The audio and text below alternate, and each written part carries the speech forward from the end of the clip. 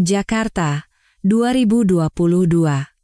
Udara lembut khas peralihan musim menyelimuti jalanan kota yang ramai. Waktu sudah menunjukkan hampir pukul 8 malam, tetapi aku masih terpaku di kantor. Seharian ini aku berkejaran dengan tenggat waktu untuk menyelesaikan draft desain yang mendesak. Baru sekarang aku merasa ada sedikit kemajuan. Ketika melirik jam, jarum menitnya sudah bergeser lagi. Tiba-tiba, aku teringat putriku, Kirana. Mungkin ia sudah tertidur pulas di sofa ruang tengah. Akhir-akhir ini, suamiku, Bima Prakoso, selalu berangkat pagi dan pulang larut malam, atau langsung pergi keluar begitu selesai makan malam. Dulu, saat kami menikah, aku merasa seperti wanita paling beruntung di dunia. Bima 3 tahun lebih tua dariku dan bekerja di industri periklanan kreatif. Ia pria yang ramah, pandai bicara, dan tahu cara membuat orang merasa istimewa dengan hadiah-hadiah kecil yang penuh perhatian. Saat Kirana lahir, aku yakin keluarga kami akan dipenuhi kebahagiaan. Namun, hanya dalam beberapa tahun, gambaran indah itu mulai retak. Bima sering beralasan harus menjaga Rania, saudari angkatnya yang telah merawatnya sejak kecil. Rania memiliki riwayat penyakit jantung dan selalu tampak lemah, seolah-olah selalu membutuhkan perlindungan Bima. Awalnya, aku percaya, Bima hanya ingin membalas budi pada orang yang pernah menyelamatkannya dari kecelakaan di masa lalu. Namun, saat ia terus-menerus mengabaikan aku dan putrinya untuk berlari ke sisi Rania, aku tak bisa lagi berharap. Aku mematikan lampu meja, merapikan dokumen, dan bergegas pulang. Di ruang tengah yang remang-remang, Kirana tertidur lelap di sofa. Aku menggendongnya ke kamar sambil berbisik pelan, "Ibu pulang telat, ya?" Anak ibu tidur nyenyak sekali. Dalam tidurnya, Kirana bergumam, "Ibu, ayah tidak pulang lagi, ya?" Tenggorokanku tercekat. Aku hanya bisa mengelus rambutnya, tak sanggup menatap matanya. Bima semakin terasa seperti orang asing di keluarga ini. Ia jarang sekali ada saat Kirana terjaga. Lampu meja makan hanya menebarkan cahaya redup di atas makan malam yang telah kusiapkan untuknya, kini sudah dingin. Hanya sup dalam termos yang masih menyimpan kehangatan. Jam menunjukkan pukul 10, tetapi tak ada kabar darinya. Aku bahkan tak terpikir untuk meneleponnya. Aku tahu ia hanya akan membentakku dengan kata-kata tajam, berhenti mengawasiku, lalu melampiaskan segala kekesalannya padaku. Pria yang dulu begitu hangat kini telah menjadi orang asing yang mendedikasikan seluruh kesabarannya hanya untuk Rania. Pandanganku beralih ke tumpukan materi belajar Kirana. Di dalamnya, ada beberapa lembar kertas hasil ulangan yang ia bawa pulang dengan bangga. Gurunya meminta tanda tangan orang tua sebelum akhir pekan, tetapi Bima selalu lupa atau hanya mencoretkannya dengan asal. Yang mengejutkanku adalah beberapa hari lalu, Kirana bersikeras meminta tanda tangan ayahnya. Saat itu, Bima sedang sibuk menerima telepon dari Rania. Ia hanya melirik sekilas kertas ulangan itu, menggoreskan pena, lalu menyambar jaketnya dan pergi. Melihat tangannya yang gemetar saat menandatangani, hatiku terasa perih dan dingin. Tepat pada saat itu, aku menyelipkan selembar surat cerai di antara tumpukan kertas itu. Surat yang telah kutulis dan kuperbaiki berkali-kali, tetapi tak pernah punya keberanian untuk kuberikan padanya. Mungkin karena aku takut pernikahan ini hancur, atau mungkin karena aku masih menyimpan harapan bodoh bahwa ia akan berubah. Namun, saat ia menandatanganinya tanpa membaca, dengan begitu acuh tak acuh, aku sadar bahwa di matanya, aku tak lagi berharga. Semua penderitaan yang terpendam mendorong tanganku untuk mengambil kembali surat itu. Aku berbaring menatap langit-langit kamar, gelisah sepanjang malam, menunggu hari ketika aku akan menyerahkannya ke kantor catatan sipil, detik jam mengisi ruangan yang sunyi. Hampir tengah malam, Bima akhirnya pulang. Di kemejanya, ada noda lipstik merah yang jelas. Ia ragu-ragu, seolah ingin memberi alasan, tetapi tak ada kata yang keluar. Mungkin ia tahu, kata apapun tak akan ada artinya lagi bagiku. Akhirnya, ia hanya bergumam, "Aku mau mandi," lalu menghilang ke kamar mandi. Aku bangkit dan menyalakan lampu. Saat ia keluar, aku membuka suara, "Bima, kita perlu bicara." Tanpa menatapku, ia menjawab dengan dingin, "Sudah malam, tidur saja duluan. Jangan membuatku lelah." Aku memejamkan mata dengan getir. Di matanya, aku hanyalah orang yang merepotkan dan banyak menuntut. Ia tidak tahu. Aku sudah memegang surat cerai yang ditandatanganinya. Beberapa hari lagi, saat aku menyerahkannya ke kantor catatan sipil, semuanya akan berakhir. Keesokan paginya, aku bangun lebih awal untuk menyiapkan sarapan. Aku membangunkan Kirana dengan lembut. Akhir-akhir ini ia sering sakit, tetapi tetap bersemangat pergi ke sekolah. Sambil mengucek mata, ia bertanya dengan sayu, "Ibu, apa hari ini ayah yang mengantar ke sekolah?" Hati ini terasa sakit. Aku mendudukkannya di kursi. Bima, yang sedang memasang dasi di ruang tengah, mendengar pertanyaan Kirana tetapi pura-pura tak acuh. Ia hanya lewat, menyambar jaketnya. Saat itu, teleponnya berdering. Pasti Rania. Ia menoleh padaku dan berkata tanpa perasaan, "Aku ada rapat pagi ini, tolong urus Kirana." Aku mengangguk, tak ingin berdebat lagi. Dulu, aku mungkin akan menuntutnya, "Apa kau benar-benar sibuk?" Tetapi sekarang aku tak punya tenaga untuk itu. Kirana menunduk, bibirnya terkatup rapat, lalu berkata pelan, "Ayah, aku dapat banyak nilai 100 di ulangan. Ibu guru bilang harus ditandatangani ibu dan ayah." Bima sedikit mengernyitkan dahi sambil melirik jam tangannya. "Oh, minta tanda tangan ibu saja. Ayah sudah terlambat." Kirana terdiam, lalu memasukkan kembali kertas-kertas ulangannya ke dalam tas. Aku meletakkan tangan di bahunya. Jantungku terasa nyeri. Putriku baru berusia 6 tahun, tetapi matanya tak lagi berbinar saat berada di dekat ayahnya. Setiap kali hal seperti ini terjadi, aku semakin sadar bahwa pernikahan ini hanyalah cangkang kosong. Suatu kali, Rania mengunggah foto gaun pengantin putih di Instagram dengan tulisan, "Dia membantuku memakai gaun pengantin untuk mewujudkan mimpiku." Meskipun hanya tampak dari belakang, aku langsung mengenali siluet Bima. Yang lebih menyakitkan, ia tidak menyangkalnya dan hanya mengirimiku pesan singkat yang dingin, "Jangan cemburu untuk hal yang tidak penting." Saat itu, bukannya cemburu, aku justru menekan tombol suka pada foto itu. Tak lama kemudian, foto itu dihapus, dan Rania meneleponku dengan panik, tergagap meminta maaf. Aku tertawa dan berkata, "Tidak perlu minta maaf.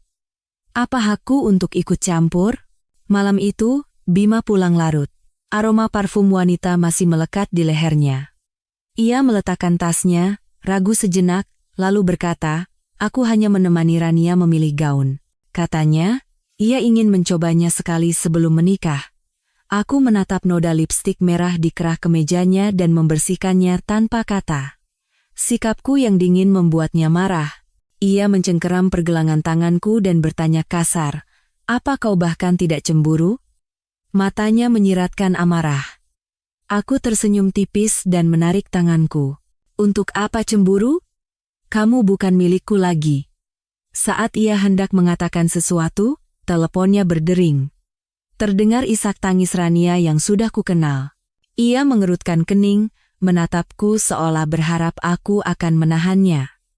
Namun, aku hanya melewatinya untuk membuang sisa sup di mangkuk. Ia meletakkan teleponnya dan berteriak, "Apa kau sengaja ingin membuatku marah?" Aku menjawab dengan suara rendah, "Tidak, aku hanya lelah." Ia menatapku kosong, ekspresinya penuh frustrasi. Tak lama, ia menyambar jaketnya dan berlari keluar. Kotak kue yang dipegangnya jatuh ke lantai, hancur berkeping-keping. Aku menatap remah-remah itu dalam diam, menahan napas agar air mata tidak tumpah. Saat itu, aku bertanya pada diriku sendiri. Berapa kali aku menangis karenanya? Berapa kali aku membohongi hatiku sendiri? Kini, semuanya terasa seperti sebuah komedi tragis. Tengah malam, Aku mendengar napas Kirana yang berat. Tubuhnya panas seperti bara api, dan ia memanggilku dengan lirih, "Ibu." Firasat buruk menyelimutiku. Keningnya terasa sangat panas. Suhu tubuhnya naik drastis. Aku panik menelepon Bima. Panggilan itu hanya berdering tanpa jawaban. Aku mengirim pesan, "Kirana demam tinggi sekali. Cepat pulang." Aku mengirimnya berkali-kali, tetapi tak ada balasan. Akhirnya, aku tak bisa menunggu lagi. Di tengah malam, aku menggendong putriku sendirian, menghentikan taksi, dan membawanya ke rumah sakit. Kirana merintih di sela napasnya, "Ibu, ayah mana?" Aku hanya bisa memeluknya erat, bibirku terkunci rapat, tak mampu mengucapkan kata-kata penghiburan yang sia-sia. Saat dokter membawa Kirana ke ruang gawat darurat, aku hanya bisa berdoa dengan hati gemetar agar putriku baik-baik saja. Duduk di koridor, melihat orang-orang berlalu lalang, aku sadar bahwa usahaku menelepon suamiku sia-sia. Ponselnya dimatikan, dan tak ada satupun pesan balasan yang menanyakan kabar putrinya. Jika ini terjadi sekali, mungkin kebetulan. Tapi ini terus berulang. Aku menelan kepahitan yang menyesakkan dada. Apakah pria itu masih punya sedikit saja cinta untuk putrinya? Menjelang fajar, Kirana dipasangi infus, demamnya turun, dan ia melewati masa kritis. Setelah membayar biaya administrasi, aku menatap kosong keluar jendela, ke arah gerimis yang mulai turun. Saat keluar dari UGD, aku memeriksa ponselku. Ada panggilan tak terjawab dari Ibu Sandra, kepala timku. Mungkin urusan kantor. Dari Bima, tak ada kabar sama sekali. Saat itu, aku tahu tak ada lagi yang perlu diragukan. Aku memejamkan mata perlahan, menyeka air mata yang mengalir di pipi. Seminggu lagi, surat cerai ini akan resmi berlaku. Aku dan putriku tak perlu lagi menunggunya. Cahaya lampu jalan yang kuning berkelip di jendela koridor. Aku menunduk menatap debu samar di lantai keramik. Selama beberapa tahun terakhir, aku bertahan demi Kirana. Namun, ketika putriku kejang karena demam tinggi di tengah malam dan ayahnya tak bisa dihubungi, aku sadar bahwa rasa tak berdaya ini ratusan kali lebih menyakitkan daripada pengkhianatan. Meski begitu, aku tidak boleh hancur. Putriku membutuhkanku. Tangan kecil itu harus kulindungi, bahkan tanpa bayang-bayang seorang ayah. Seminggu lagi, aku akan terbebas dari pernikahan palsu ini dan memulai hidup baru. Memikirkan kebebasan membuat hatiku terasa lebih ringan, meskipun tahun-tahun yang telah berlalu meninggalkan luka yang tak akan mudah hilang. Kirana harus dirawat selama 3 hari lagi untuk observasi. Syukurlah, kondisinya pulih dengan cepat.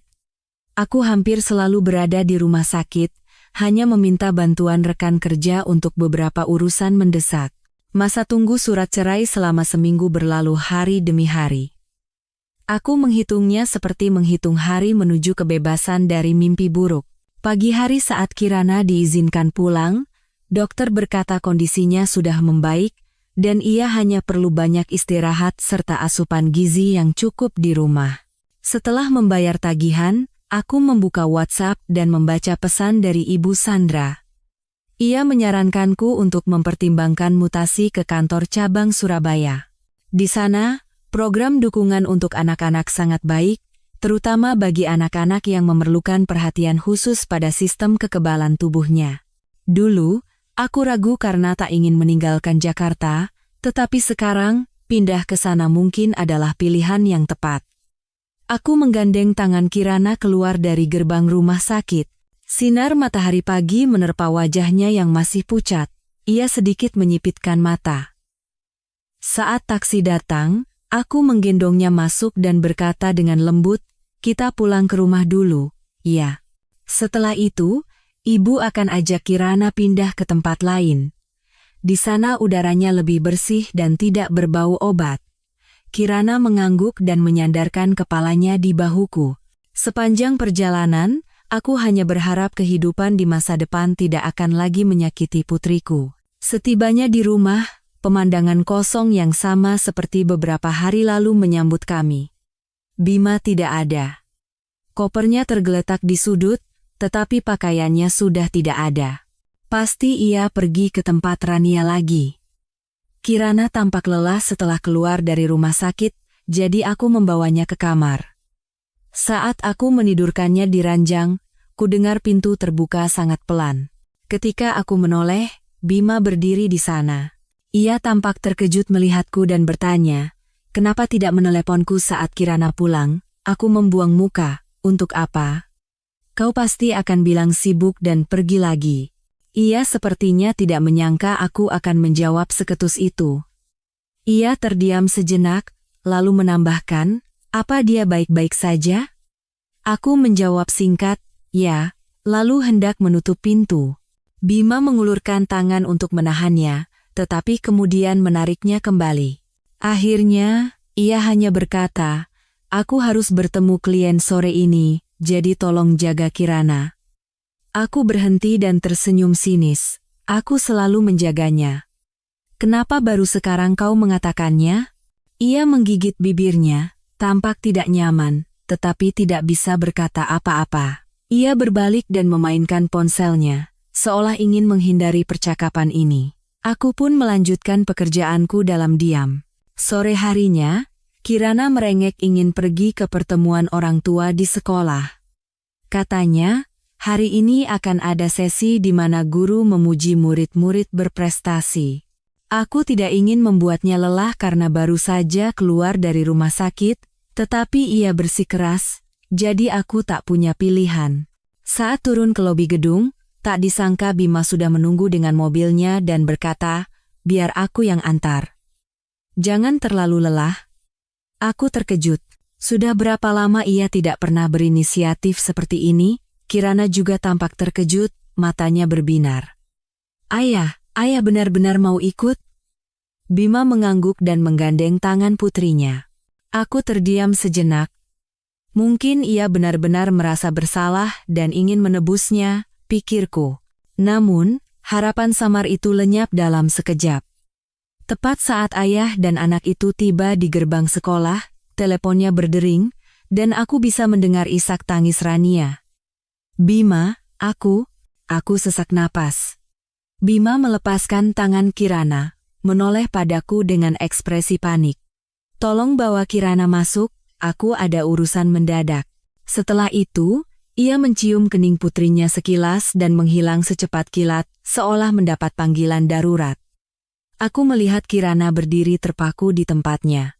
Tangan mungilnya mencengkeram erat tali tas punggungnya.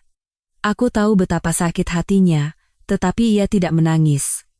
Ia hanya berkata pelan, "Ibu, ayo kita masuk ke kelas." Selama pertemuan orang tua itu, aku sama sekali tidak bisa berkonsentrasi. Guru memuji Kirana karena prestasinya yang baik, dan mendorongku untuk memberinya lingkungan yang lebih baik. Aku hanya tersenyum canggung. Seorang ayah yang bahkan meninggalkan pertemuan orang tua anaknya hanya karena satu panggilan telepon, tentu saja posisinya di hati sang anak sudah jatuh ke titik terendah. Dalam perjalanan pulang, aku menggandeng tangan Kirana dan menghiburnya, "Lain kali, Ibu akan ambil cuti dari kantor dan menemanimu dari awal sampai akhir."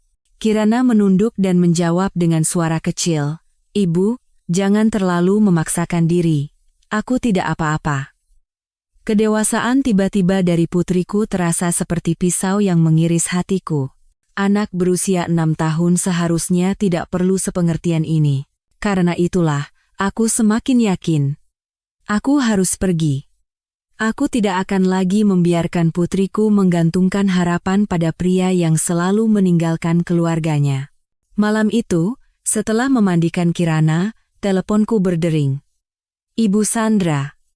"Maya, bagaimana keputusanmu?" "Pihak Surabaya sedang menunggu kepastian." Aku menarik napas dalam-dalam. "Bu Sandra, saya akan pergi. Mohon bantu persiapannya secepat mungkin. Saya harap bisa pindah dalam 2 minggu." Ibu Sandra tertawa lepas. "Keputusan yang bagus. Biar saya yang urus semua administrasinya. Kamu siapkan saja dirimu untuk lingkungan yang baru. Di sana, Kirana juga bisa mendapatkan dukungan medis yang lebih baik." Aku berulang kali mengucapkan terima kasih dan menutup telepon. Seberkas kelegaan menyelinap ke dalam hatiku karena akhirnya telah membuat keputusan. Saat meletakkan ponsel, aku melihat Bima sudah berdiri di dekatku. Sepertinya ia mendengar sebagian percakapanku. Ia menggeram, "Kau mau membawa Kirana pergi tanpa berdiskusi denganku?" Aku tertawa sinis dan menghadapinya. "Apa aku punya kewajiban untuk bertanya padamu? Kau tidak ada saat dia membutuhkanmu. Kau hanya mengejar wanita itu." "Sudahlah, Bima Prakoso." Wajahnya memerah padam. Ia maju selangkah. "Tapi aku ayahnya Kirana." Aku menatapnya tajam. "Ayah? Saat anakmu sakit dan dirawat di rumah sakit, kau menghilang. Di pertemuan orang tua, kau pergi di tengah jalan. Sekarang kau mau menuntut hak apa?" Ia terdiam. Ia ingin membantah, tetapi sepertinya tak ada yang bisa dikatakan. Aku menutup pintu, membiarkannya berdiri di luar. Di dalam, Kirana tertidur dengan wajah pucat setelah mengetahui semuanya. Melihatnya, aku berjanji pada diri sendiri untuk tidak lagi berhati lemah. Tak ada lagi tempat untuk kebahagiaan palsu ini. Keesokan harinya, aku menghubungi pengacara untuk menyelesaikan proses perceraian. Surat yang ia tanda tangani secara tidak sengaja di antara tumpukan kertas ulangan itu kini hanya tinggal kusampaikan secara resmi ke kantor catatan sipil. Sampai di titik ini, tak ada lagi keraguan. 3 hari lagi, aku akan mengirimkan semua dokumen dan hanya tinggal menunggu surat keputusan cerai. Minggu pagi, hujan deras mengguyur. Aku merapikan rumah, mengemasi barang-barang yang akan kubawa ke Surabaya. Rumah yang dulu begitu hangat ini kini hanya menyisakan hawa dingin. Di lantai yang basah, tampak jejak kaki Bima yang samar. Ia berdiri di tengah ruang tamu, rambutnya basah meneteskan air. Ia menatapku dan berkata dengan suara bergetar, "Apa benar-benar harus seperti ini? Demi Kirana, tidak bisakah kau memberiku satu kesempatan lagi?" Aku menggigit bibir. "Demi Kirana? Berapa banyak waktu yang kau habiskan bersamanya beberapa bulan terakhir? Rania selalu lebih penting, bukan?" Ia tidak bisa menyangkalnya. Kata-kataku seolah membuatnya tak berdaya. Akhirnya, ia merendahkan suaranya, "Aku salah. Tapi aku tidak mau kehilangan keluarga ini." Aku tertawa kecil. "Keluarga?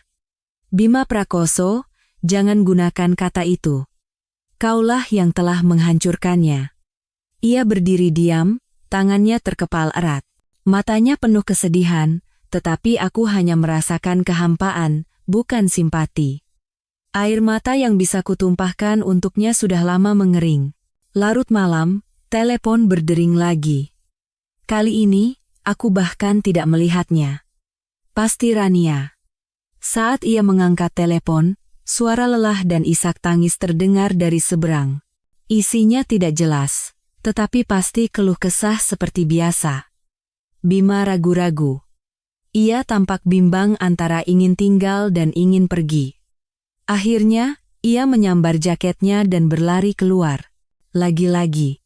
Di tempat tidur, Kirana tertidur lelap, tidak tahu ayahnya telah pergi.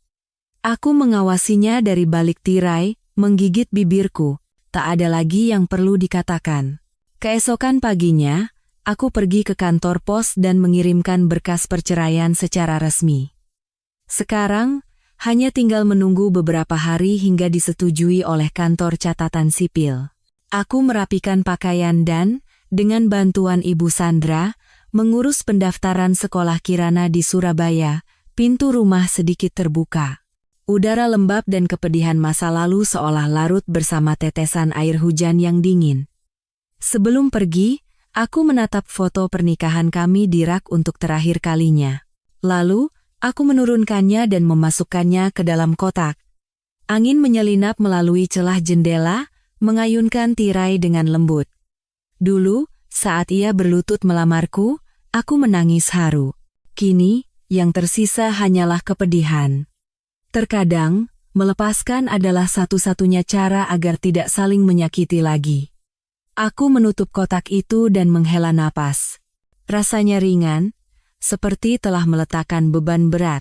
2 minggu lagi, sesuai jadwal yang ditetapkan Ibu Sandra, aku dan Kirana akan pindah sepenuhnya ke Surabaya. Pekerjaan baru, lingkungan baru akan dimulai.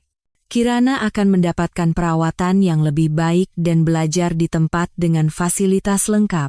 Dan Bima, ia boleh tetap di Jakarta bersama saudari angkatnya, kami tak lagi terikat.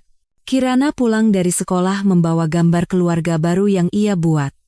Warnanya sangat cerah, ia memamerkannya dengan bangga. Ibu, aku menggambar ayah, ibu, dan aku sedang tersenyum. Aku mengambil kertas itu. Perasaan yang tak terlukiskan memenuhi hatiku. Putriku terlalu kecil untuk memahami semua ini, dan tak seharusnya terseret dalam pusaran penderitaan ini. Aku mencium keningnya lembut dan berusaha tersenyum, cantik sekali. Untuk sementara, Kirana simpan dulu gambar ini, ya. Nanti, akan ada gambar baru, hanya ibu dan Kirana. Kirana tidak mengerti maksudnya, dan hanya menjawab riang, iya. Melihat senyumnya, aku berjanji dalam hati akan memberinya kehidupan yang lebih baik. Luka kecil ini akan disembuhkan oleh waktu. Meskipun ayahnya tidak bisa menjadi ayah yang ia harapkan, aku percaya kami berdua bisa saling mengandalkan dan melangkah maju. Aku merapikan dokumen di atas meja, menghitung hari menuju ke kantor catatan sipil. Jika sesuai perkiraan, 3 hari lagi semua proses akan selesai. Kirana tetap bersekolah, tetapi wajahnya tampak lebih pucat. Mungkin karena sakit parah beberapa waktu lalu, aku tidak melihat Bima. Terkadang, ia pulang tengah malam, hanya meninggalkan jejak ban basah di halaman, lalu pergi lagi pagi-pagi sekali. Suatu hari, Kirana terbangun dan menemukan jejak kepergian ayahnya, tetapi ia hanya bertanya dengan suara datar, "Ibu, ayah tadi malam pulang, ya?" Aku tidak tahu harus menjawab apa. Mungkin ia hanya mampir sebentar untuk mengambil beberapa pakaian atau dokumen, lalu pergi seperti tamu tak diundang. Semuanya berjalan seperti itu hingga sore ini, akhirnya ia pulang sebelum matahari terbenam. Aku berdiri di ruang tamu, dia malang mengawasinya melepas sepatu. Ia menghindari tatapanku dan mencari Kirana. Aku berkata, "Kirana ada kelas tambahan. Baru pulang malam nanti." Ia mengangguk, tampak lega. Mungkin ia tidak ingin Kirana melihat apa yang akan terjadi. Saat itu, aku tahu ia datang untuk membicarakan perceraian. Di dalam tasku, dokumen yang tinggal dikirim ke notaris besok sudah siap. "Apa kau benar-benar ingin bercerai?" Bima membuka suara dengan susah payah, suaranya serak. Aku duduk di kursi dan mengangguk. "Kaulah yang menandatanganinya lebih dulu." "Lupa?"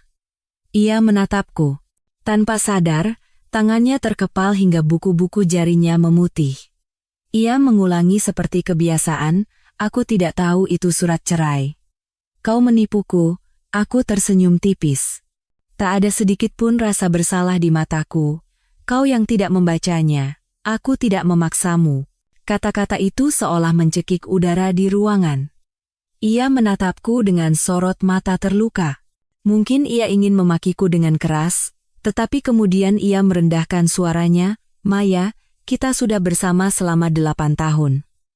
Apa benar-benar harus berakhir seperti ini?" Sudah lama sekali ia tidak memanggilku selembut itu. Mendengarnya, hatiku sempat nyeri sesaat, lalu kembali tenang, seolah terhalang dinding tebal. Ia mendekat, duduk di seberangku, dan memohon, "Aku akui, aku salah karena terlalu memperhatikan Rania, tapi aku tidak mengkhianatimu, dia benar-benar sakit dan butuh dukungan." Aku menjawab dengan tenang, "Dia punya tunangan yang akan segera menikahinya, kan? Tapi masih butuh dukunganmu siang dan malam, coba tanyakan pada hatimu sendiri. Jika kau benar-benar mencintai aku dan anakmu, seharusnya kau ada di sisinya saat dia sakit." Belum selesai aku bicara, Bima menyentuh keningnya. "Soal Kirana, aku tahu aku salah. Aku benar-benar menyesal." Ia tiba-tiba membungkuk, membuka tasnya, dan mengeluarkan selembar kertas kusut. Sekilas, Aku tahu itu adalah surat cerai yang ia tanda tangani. Goresan penanya masih jelas. Kau pikir selembar kertas ini bisa menentukan nasib kita? Suaranya pecah, setiap suku kata seolah tersangkut di tenggorokan. Aku bisa merobeknya kapan saja. Aku tersenyum tipis, bibirku terkatup rapat. Robek saja, aku punya salinannya. Wajahnya memucat, dadanya naik turun dengan kasar. Ruangan itu diselimuti keheningan yang berat. Akhirnya, ia bangkit dan melemparkan surat itu ke atas meja. Aku tidak akan menandatanganinya lagi. Sekalipun kau marah, aku tidak akan membiarkanmu membawa Kirana pergi dariku. Aku ikut berdiri, menatap matanya lurus, dan berkata dengan penekanan di setiap kata, kau selalu bilang demi Kirana, demi Kirana. Lalu di mana kau saat Kirana kejang karena demam? Di mana kau saat pertemuan orang tuanya? Di mana kau saat dia baru keluar dari rumah sakit? Aku tidak melihatmu. Yang kulihat hanyalah seorang pria yang panik berlari demi isak tangis saudari angkatnya. Alasan demi Kirana sama sekali tidak meyakinkan. Ia membuka mulut, tetapi tak ada kata yang keluar. Ruangan itu terasa beku, dan kami seolah berada di batas kesabaran. Semua tekanan selama ini meledak bersamaan. Saat itu, bel pintu berbunyi. Aku berlari membukanya. Kirana berdiri di sana bersama wali kelasnya. Bu Maya, tadi Kirana tiba-tiba mengeluh pusing dan demamnya tinggi sekali. Saya khawatir, jadi saya antar pulang. Guru itu menjelaskan dengan panik. Aku memapah Kirana. Wajahnya memerah dan basah oleh keringat. Pusing, katanya dengan suara gemetar. Aku memeluknya erat. Tak ada waktu untuk mengambil apapun selain kunci. Bima segera berlari. Biar aku yang gendong. Kirana membuka matanya sayu menatap ayahnya, tetapi kemudian merintih karena sakit kepala. Pusing sekali. Aku menepis tangannya, takut ia tidak bisa tenang. Melihat Kirana terkulai lemas di bahuku, Bima pun panik. Ia menyambar jaket dan ponselnya. Aku antar ke rumah sakit. Kali ini, aku tidak menolak. Demam Kirana terlalu tinggi untuk ditunda. Mobil melesat menembus keramaian jam pulang kerja. Bima terus membunyikan klakson, wajahnya tegang. Di kursi belakang, aku memeluk Kirana, meletakkan tangan di keningnya, hanya bisa memanggil, Kirana, kuat ya, jangan tidur. Putriku terpejam dalam keadaan setengah sadar, napasnya berat. Jantungku berdebar kencang karena takut. Baru beberapa minggu lalu ia keluar dari rumah sakit, kenapa sekarang sakit parah lagi? Begitu tiba di rumah sakit, dokter melihat kondisi Kirana dan langsung membawanya ke UGD. Aku berdiri di luar. Darah seolah surut dari tubuhku. Bima juga berdiri pucat, bersandar di dinding. Keningnya basah oleh keringat. Setelah sekian lama, kami merasakan ketakutan yang luar biasa bersama-sama. Sesekali ia melirikku, ingin mengatakan sesuatu, tetapi tak sanggup. Aku terlalu lelah bahkan untuk marah. Lampu ruang operasi menyala, dokter-dokter sibuk berlalu lalang. Jantungku terasa menggantung. Setelah sekitar 30 menit, seorang perawat keluar mengatakan butuh tanda tangan wali untuk memberikan obat khusus. Bima buru-buru menyambar pena, tetapi tangannya begitu gemetar hingga tanda tangannya miring beberapa kali. Tolong, Kirana, kamu harus selamat, gumamnya. Melihat wajahnya yang pucat, aku teringat saat aku meneleponnya 5 kali tetapi tidak diangkat, dan aku harus membawa Kirana ke rumah sakit sendirian. Kontras kedua situasi ini membuat hatiku semakin perih. Saat lampu ruang operasi padam, dokter memberitahu bahwa Kirana mengalami penurunan tekanan darah akibat demam tinggi dan efek samping obat, tetapi untungnya tindakan cepat telah dilakukan. Kondisinya harus terus dipantau. Aku dan Bima sama-sama menghela napas lega. Ia memegang bahuku dan berbisik, sekarang dia akan baik-baik saja. Aku tidak menjawab, hanya menatap cahaya terang di koridor. Air mata jatuh. Batas antara ketenangan dan bencana terkadang begitu tipis. Kami masuk ke ruang perawatan bersama. Kirana terbaring tak bergerak. Napasnya lemah, wajahnya masih pucat. Dengan tangan gemetar, aku menggenggam tangannya. Air mata membasahi bantal.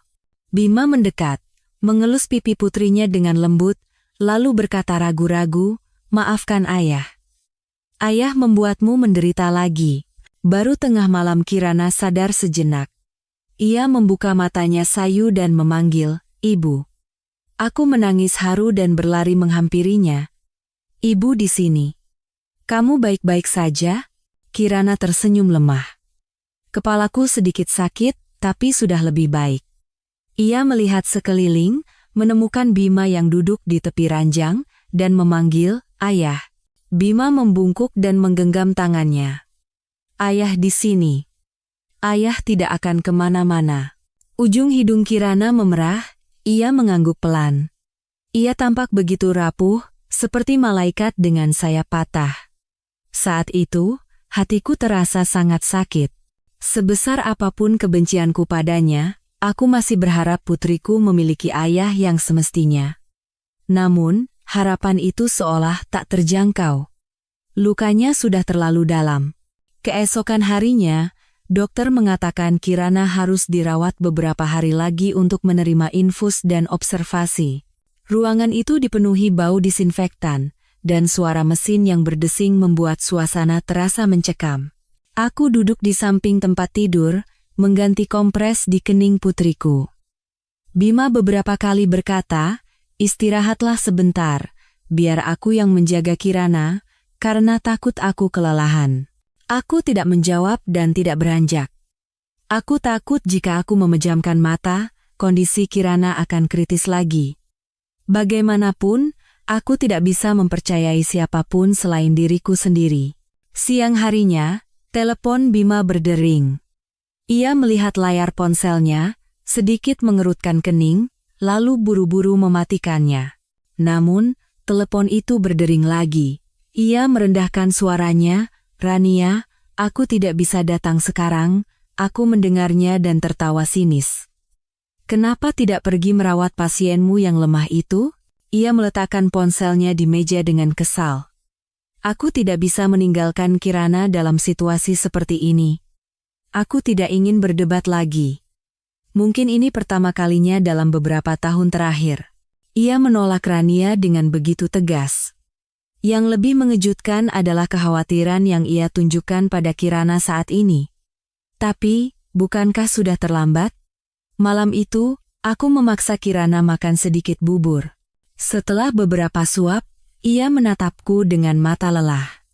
"Ibu, aku baik-baik saja. Jangan khawatir. Anak-anak selalu begitu. Bahkan saat sakit. Mereka takut membuat ibu mereka sedih." Bima masuk membawa beberapa potong roti dan meletakkannya di meja kecil. "Makanlah sesuatu. Kau bisa pingsan." Aku menggeleng. Dengan sendok plastik masih di tangan, aku berkata tanpa ekspresi, "Aku tidak lapar." Ia menunduk dan tidak berkata apa-apa lagi. 3 hari berlalu dalam ketegangan. Kondisi Kirana berangsur stabil. Dokter menyarankannya untuk banyak istirahat dan menghindari guncangan emosional. Bima menggantikanku bertanya macam-macam pada dokter tentang prosedur kepulangan. Aku berdiri dalam diam. Tiba-tiba aku sadar, hari ini adalah hari di mana aku seharusnya menyerahkan surat cerai. Beberapa hari di rumah sakit membuatku sibuk, tetapi pikiran bahwa jika aku tidak tegas sekarang, semuanya akan berlarut-larut tanpa akhir membuat jantungku sesak. Sore harinya, saat Kirana tertidur, aku berkata pada Bima, "Tolong jaga Kirana sebentar. Aku mau keluar sebentar." Ia menatapku dengan cemas. "Ada urusan penting? Tidak bisakah besok?" Aku mencengkeram erat tali tasku, berusaha tetap tenang. "Ada janji yang harus kutepati hari ini." Ia melihat ekspresi tegasku dan langsung mengerti. "Kau benar-benar tidak mau berubah pikiran?" Aku menjawab pelan, "Ya. Setelah Kirana sembuh, prosesku juga akan selesai." Aku meninggalkan kata-kata itu dan berbalik. Dengan Bima yang menatapku kosong di belakang, aku pergi ke kantor catatan sipil dan menyerahkan sisa dokumen. Petugas memeriksa berkas dan mengatakan aku bisa datang lagi beberapa hari kemudian untuk mengambil surat keputusan akhir. Saat memegang tanda terima di tangan, hatiku terasa hampa. Tidak senang, tidak juga sedih. Hanya perasaan seperti telah melepaskan tali yang lama menjeratku. Dulu, aku mungkin akan menangis histeris, tetapi sekarang semua kepercayaan telah mati dan air mata telah mengering. Aku meninggalkan tempat itu, membeli sedikit makanan lunak untuk Kirana, dan bergegas kembali ke rumah sakit. Di kamar, Bima duduk di samping Kirana. Tatapannya tampak lelah. Melihatku, ia segera berdiri dan bertanya, "Sudah kau serahkan berkasnya?" Aku tidak menjawab, hanya membungkuk untuk menyuapi Kirana. Ia tersenyum getir, berjalan terhuyung-huyung ke jendela. Menatap langit yang mulai gelap, ia berkata dengan suara nyaris tercekat, "Aku pikir masih bisa memperbaikinya, tapi ternyata kau benar-benar ingin mengakhiri semuanya." Aku diam. Kirana menarik tanganku. Ia bertanya dengan polos, "Ibu, ayah kenapa?" Aku menenangkannya. "Tidurlah lagi sebentar. Nanti ibu akan segera membawamu pulang." Mendengar kata pulang, Bima menoleh, ingin mengatakan sesuatu, tetapi hanya bibirnya yang bergerak tanpa suara.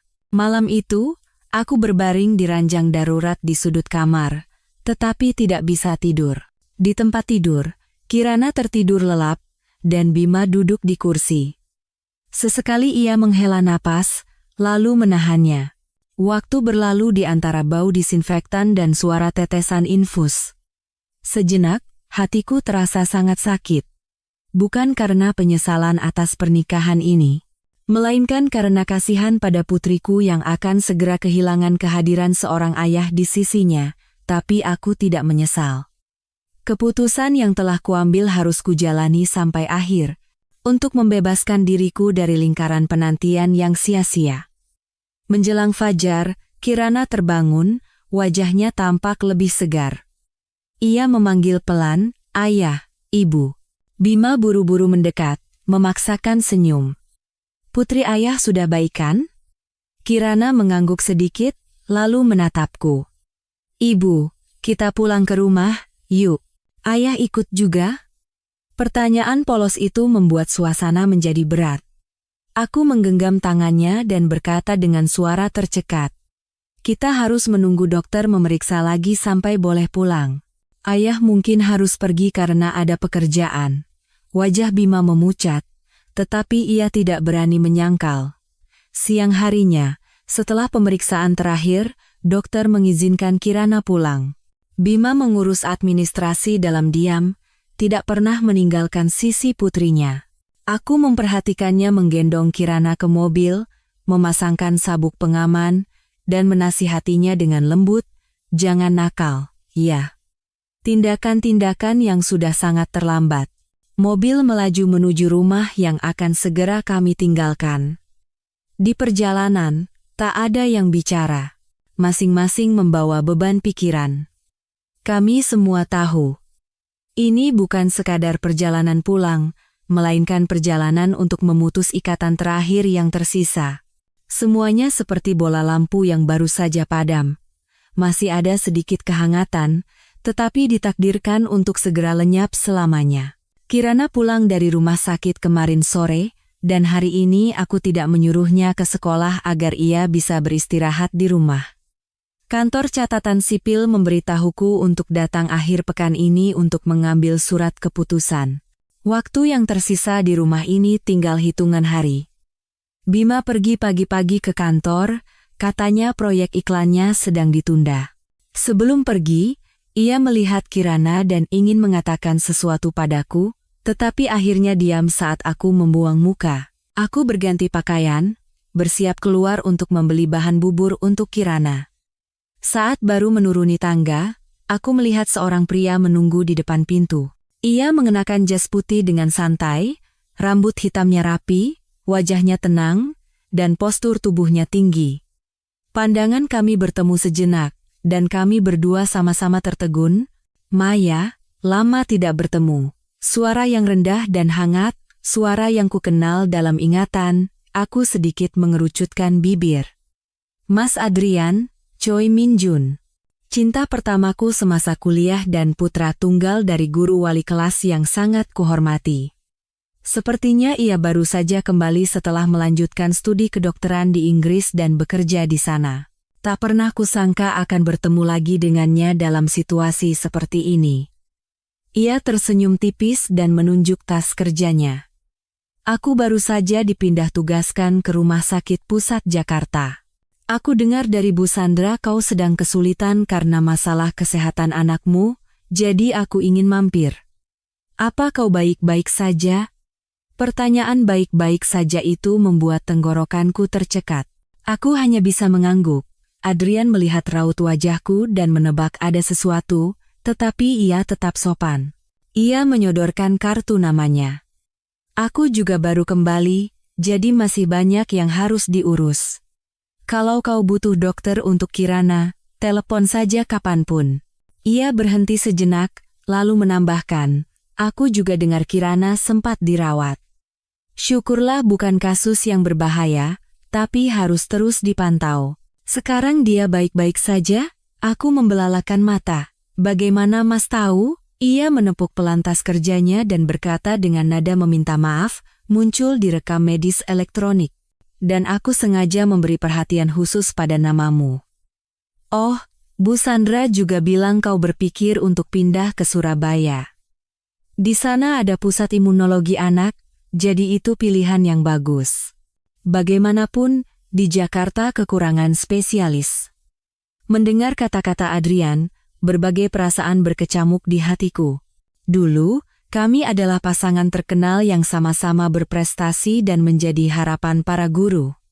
Namun, saat ia pergi ke luar negeri dan aku tetap tinggal, hubungan kami terputus. Beberapa tahun kemudian, aku bertemu Bima dan menikah dengan tergesa-gesa. Kini, bertemu kembali dengan cinta lama di saat pernikahanku akan berakhir, aku tidak bisa menyembunyikan rasa canggung. Adrian masih bertanya dengan wajar, masih berhubungan dengan teman-teman kuliah? Aku menggeleng. Tidak terlalu. Semua sibuk dengan kehidupannya masing-masing. Ia mengangguk. Aku mengerti. Pokoknya, kalau butuh bantuan untuk anakmu, jangan ragu hubungi aku. Aku mengucapkan terima kasih dan bergegas pergi. Hatiku kusut seperti benang. Tatapannya masih tulus, mengikutiku tanpa berlebihan. Saat itu, aku merasa sedikit lega karena memiliki teman lama yang bisa diandalkan. Sore harinya, aku membawa Kirana untuk pemeriksaan ulang. Bima mengirim pesan bahwa ia tidak bisa ikut karena harus lembur. Terpaksa aku memesan taksi sendiri. Duduk di kursi tunggu, Kirana memeluk boneka beruangnya dengan tatapan kosong. Tiba-tiba, pintu ruang periksa terbuka, dan Adrian keluar. Ia melihatku dan melambai ramah. Masuklah. Aku membawa Kirana masuk. Ia tersenyum cerah dan menyapa Kirana dengan ramah. Halo, saya Dr. Adrian.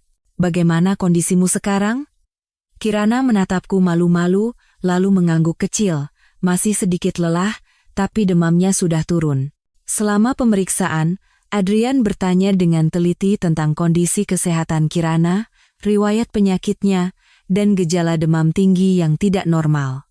Aku menjawab satu persatu dengan tenang, menceritakan secara singkat bahwa sejak kecil, Kirana kekurangan kalsium dan daya tahan tubuhnya lemah.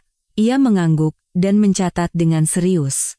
Kita harus merencanakan pemantauan lanjutan.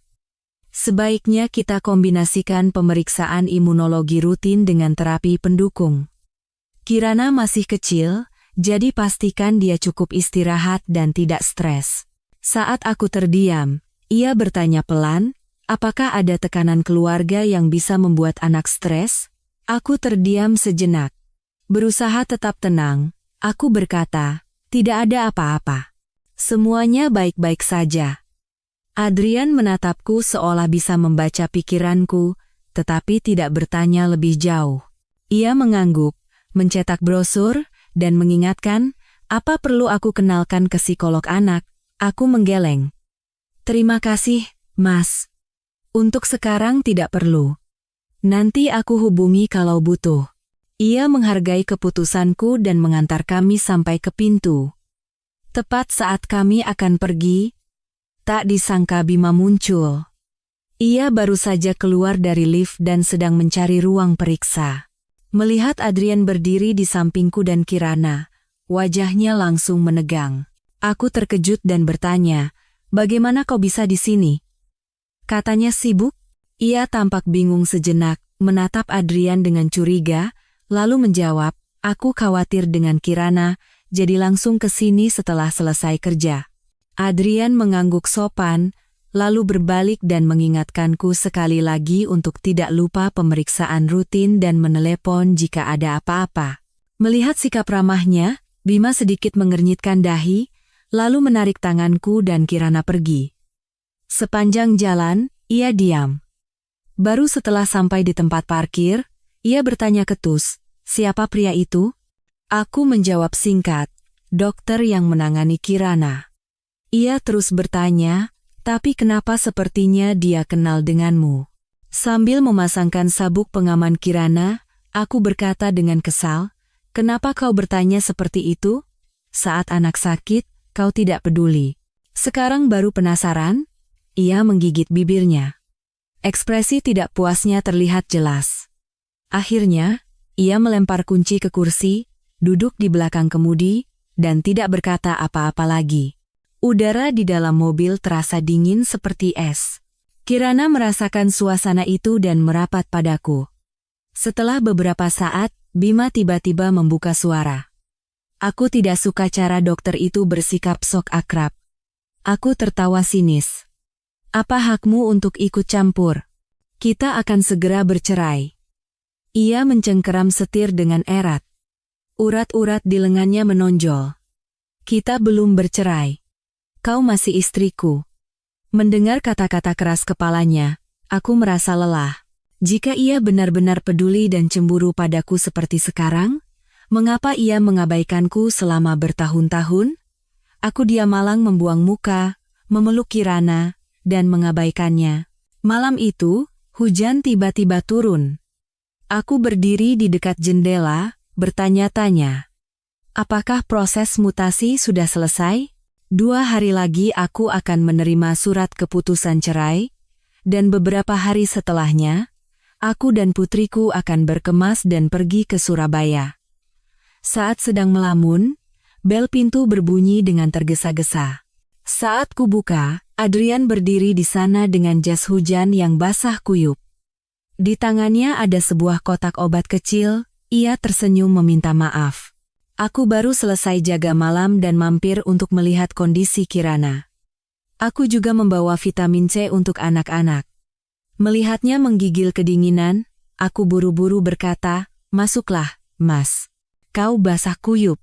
Tepat saat kami masuk, lampu ruang tamu menyala, dan kami berhadapan dengan Bima.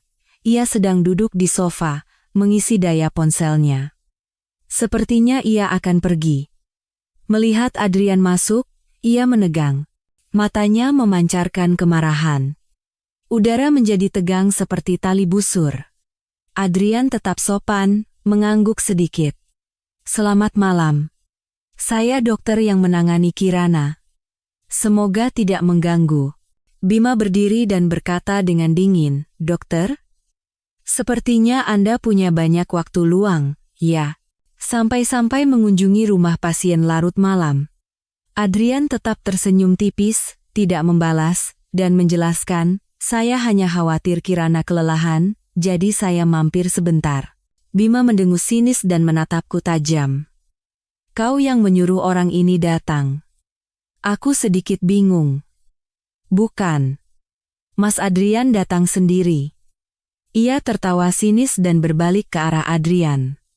"Tuan dokter, terima kasih, tapi urusan keluarga kami biar kami yang urus. Kalau tidak ada keperluan lain, silakan pergi." Kata-kata kasar itu menusuk udara. Adrian, sepertinya tidak ingin menimbulkan masalah, berbalik ke arahku. "Kalau begitu, aku permisi dulu." Telepon kapan saja jika butuh sesuatu. Setelah itu, ia membungkuk dan keluar. Aku menatap punggungnya yang menghilang di tengah hujan dengan tatapan kosong. Begitu pintu tertutup, Bima melempar ponselnya dengan keras ke atas meja dan menggeram. Ada hubungan apa kau dengan orang itu? Darahku mendidih. Aku berbalik. Hubungan apa? Gila kau. Lupa kalau aku akan segera bebas darimu? Ia mencengkeram tanganku erat. Matanya memerah. Jangan main-main. Kau istriku. Jangan senang hanya karena ada pria lain yang memberimu perhatian. Lakukan apapun setelah kita bercerai.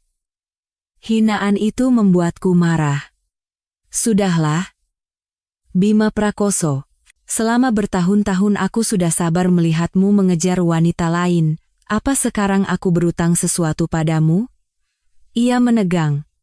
Wajahnya memucat. Aku menepis tangannya dan menunjuk ke arah pintu. Rania pasti sudah menunggu. Pergi saja temui dia. Aku tidak akan menahanmu. Saat itu, kami seolah akan saling menyerang seperti musuh. Untungnya, Kirana membuka pintu dan berkata dengan suara gemetar, "Ayah, Ibu, kenapa berisik sekali?" Melihat putriku, tenggorokanku tercekat, dan aku kehilangan tenaga untuk bertengkar. Bima juga terdiam. Ia buru-buru berkata pada Kirana, "Bukan apa-apa. Ayah dan ibu hanya sedang bicara." Kirana mengerjapkan matanya, tampak ketakutan. "Ibu, aku kedinginan." Aku memeluknya dan mengusap punggungnya dengan lembut. Melewati Bima, aku bahkan tidak menatapnya lagi. Di belakangku, ia diam seperti patung. Beberapa saat kemudian, ku dengar ia membuka pintu dan pergi. Meskipun marah, aku membawa Kirana ke tempat tidur dan menenangkannya. "Tidurlah. Besok ibu akan membelikan buku gambar yang kau suka. Kau suka menggambar, kan?" Kirana tersenyum tipis, menyandarkan kepalanya di tanganku, dan tertidur lelap.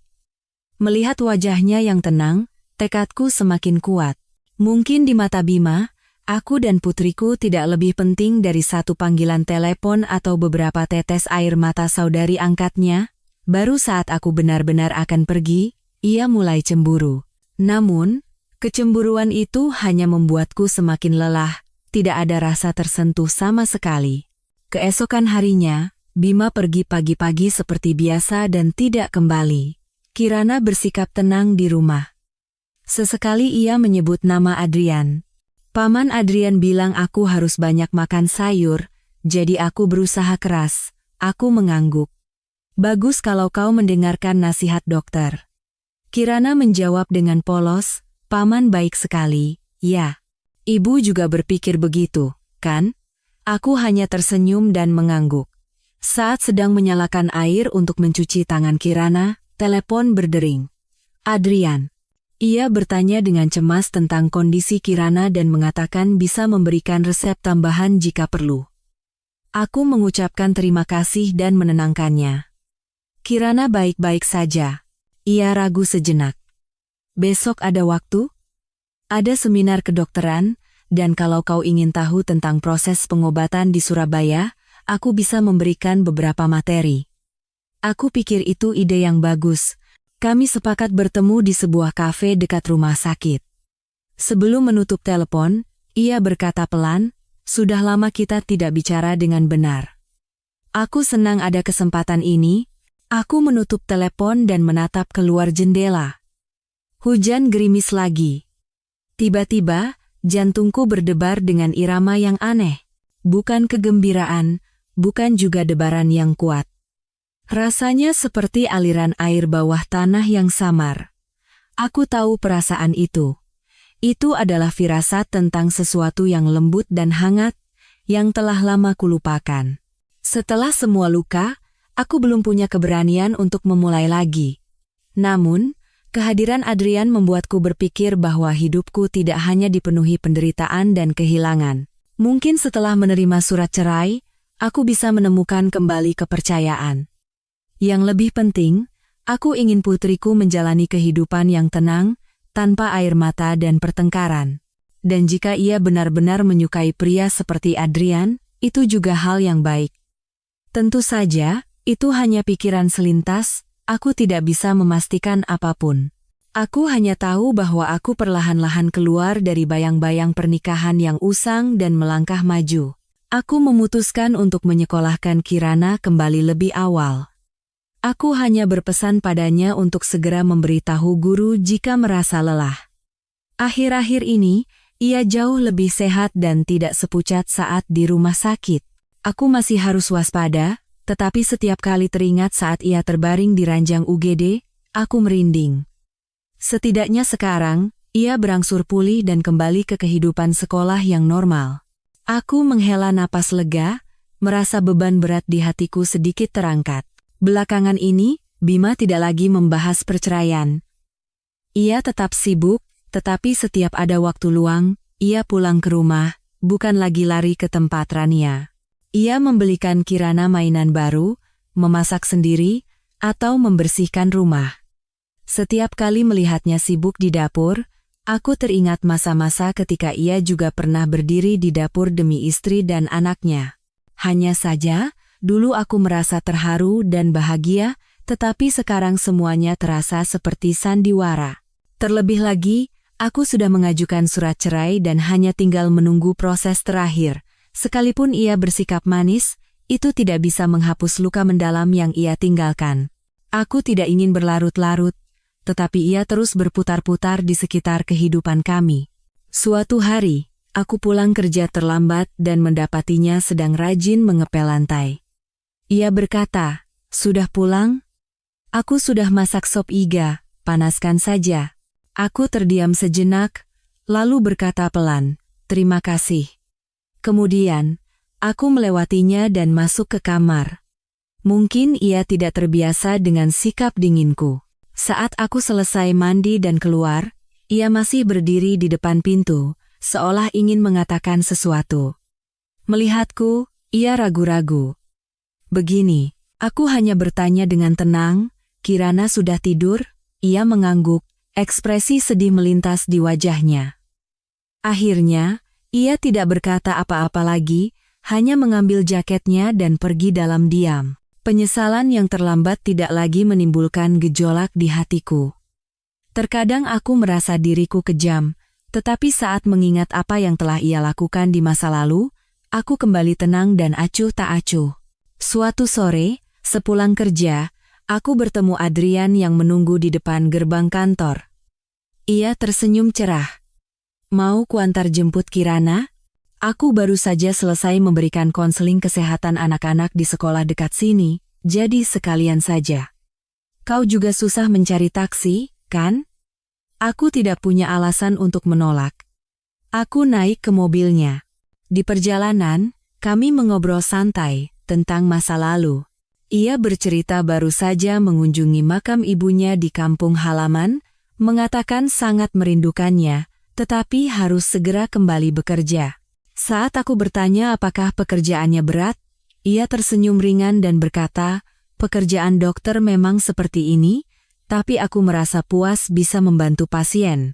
Gaya bicaranya yang sederhana dan nadanya yang hangat, setiap kali Adrian berbicara tentang kedokteran, matanya berbinar penuh semangat. Aku ingat dulu ia juga begitu bersemangat saat menyebutkan proyek penelitian di luar negeri. Mobil berhenti di depan gerbang sekolah, tepat saat Kirana selesai belajar. Ia mengenali mobil Adrian dan matanya berbinar. Ia berlari dan berseru, "Paman Adrian." Lalu, ia menghampiriku dan berceloteh bahwa ia dipuji guru di kelas matematika hari ini. Kami tertawa bersama, dan Adrian mengelus kepala Kirana. Saat itu, dari kejauhan, muncul siluet tinggi. Bima baru saja tiba dengan mobilnya di gerbang. Melihat Adrian, ia menghentikan mobilnya dan mendekat dengan wajah dingin.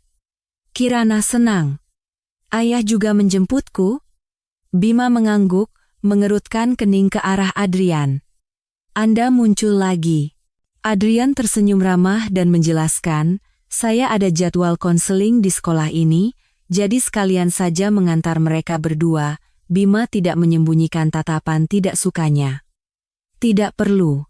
Saya ayahnya Kirana dan saya bisa mengurusnya sendiri. Kirana tiba-tiba menggeleng.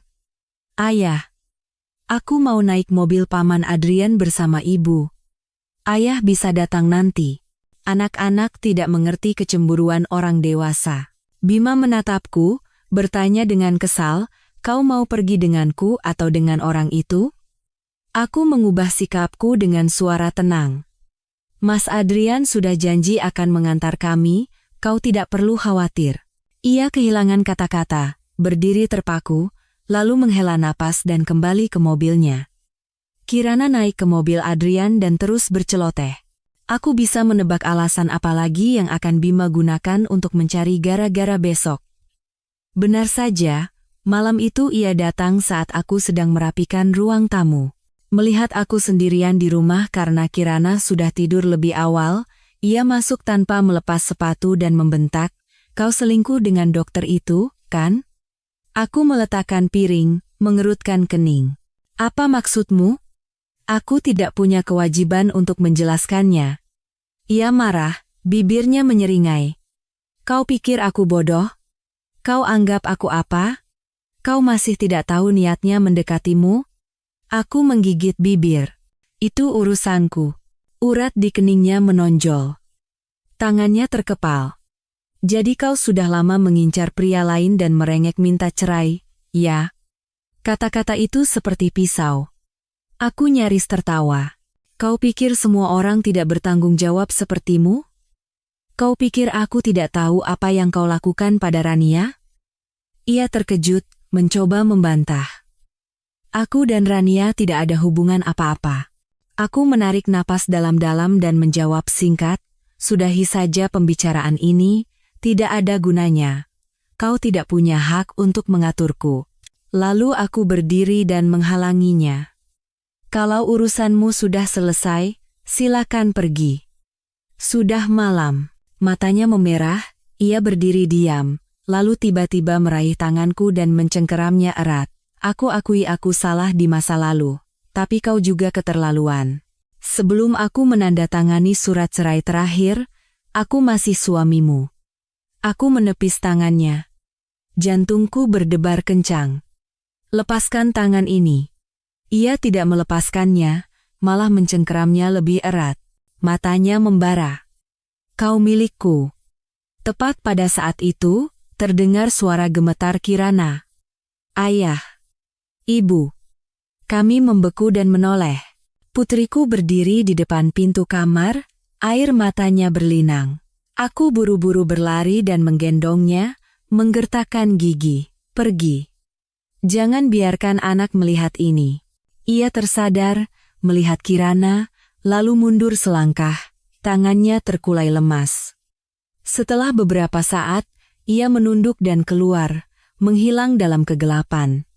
Aku memeluk putriku dan menangis tanpa suara. Betapa kejamnya membiarkan anak kecil melihat orang tuanya bertengkar. Selama beberapa hari berikutnya, Bima tiba-tiba menghilang. Ia tidak datang menemui Kirana, tidak juga mengirim pesan. Jika Kirana bertanya, aku hanya beralasan ayahnya sedang sibuk karena perjalanan dinas. Kirana berkata dengan sedih, "Aku sudah biasa." Mendengarnya, hatiku sakit. Meskipun aku benci tindakan Bima di masa lalu, melihat kekecewaan putriku membuatku tidak tega. Suatu saat, aku tak sengaja membaca pesan dari Rania di ponsel Bima. Mungkin aku menjatuhkan ponsel lamanya saat sedang berkemas. Pesan itu berbunyi, "Aku salah. Semuanya karena aku terlalu mencintaimu. Tolong temui aku untuk terakhir kalinya.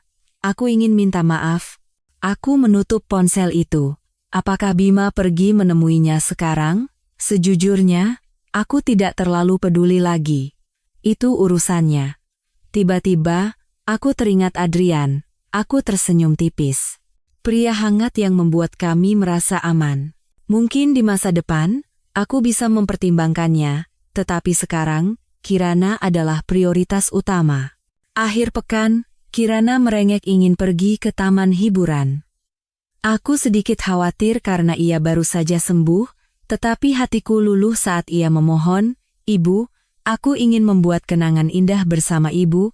Tak disangka, saat kami selesai bersiap pagi harinya dan membuka pintu, Bima sudah berdiri di sana. Ia tersenyum canggung.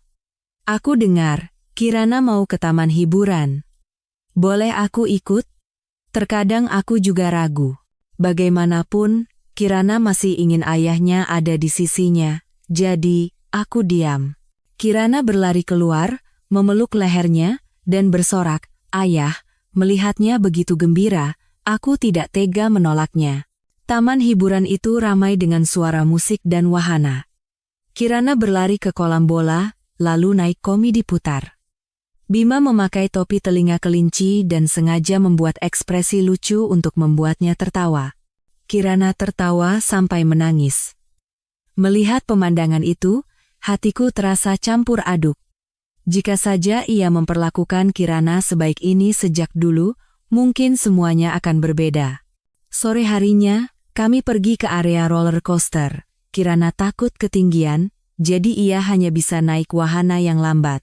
Bima duduk di sebelahnya, menggenggam tangannya erat, dan menyemangatinya.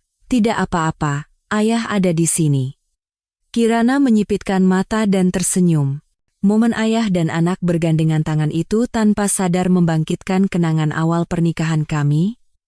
Ia juga pernah membawaku naik roller coaster dan berjanji akan menjagaku seumur hidup. Janji itu kini terdengar seperti cerita kosong dua orang asing. Setelah bermain seharian, Kirana masih penuh energi.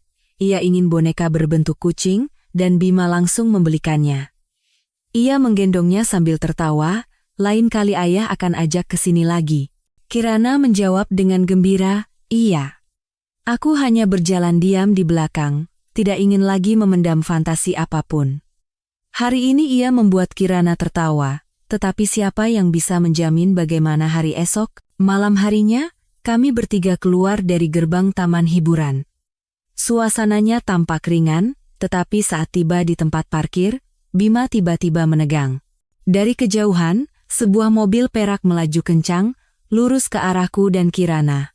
Semuanya terjadi begitu cepat, tak ada waktu untuk menghindar. Saat itu, Bima berteriak keras, "Awas!"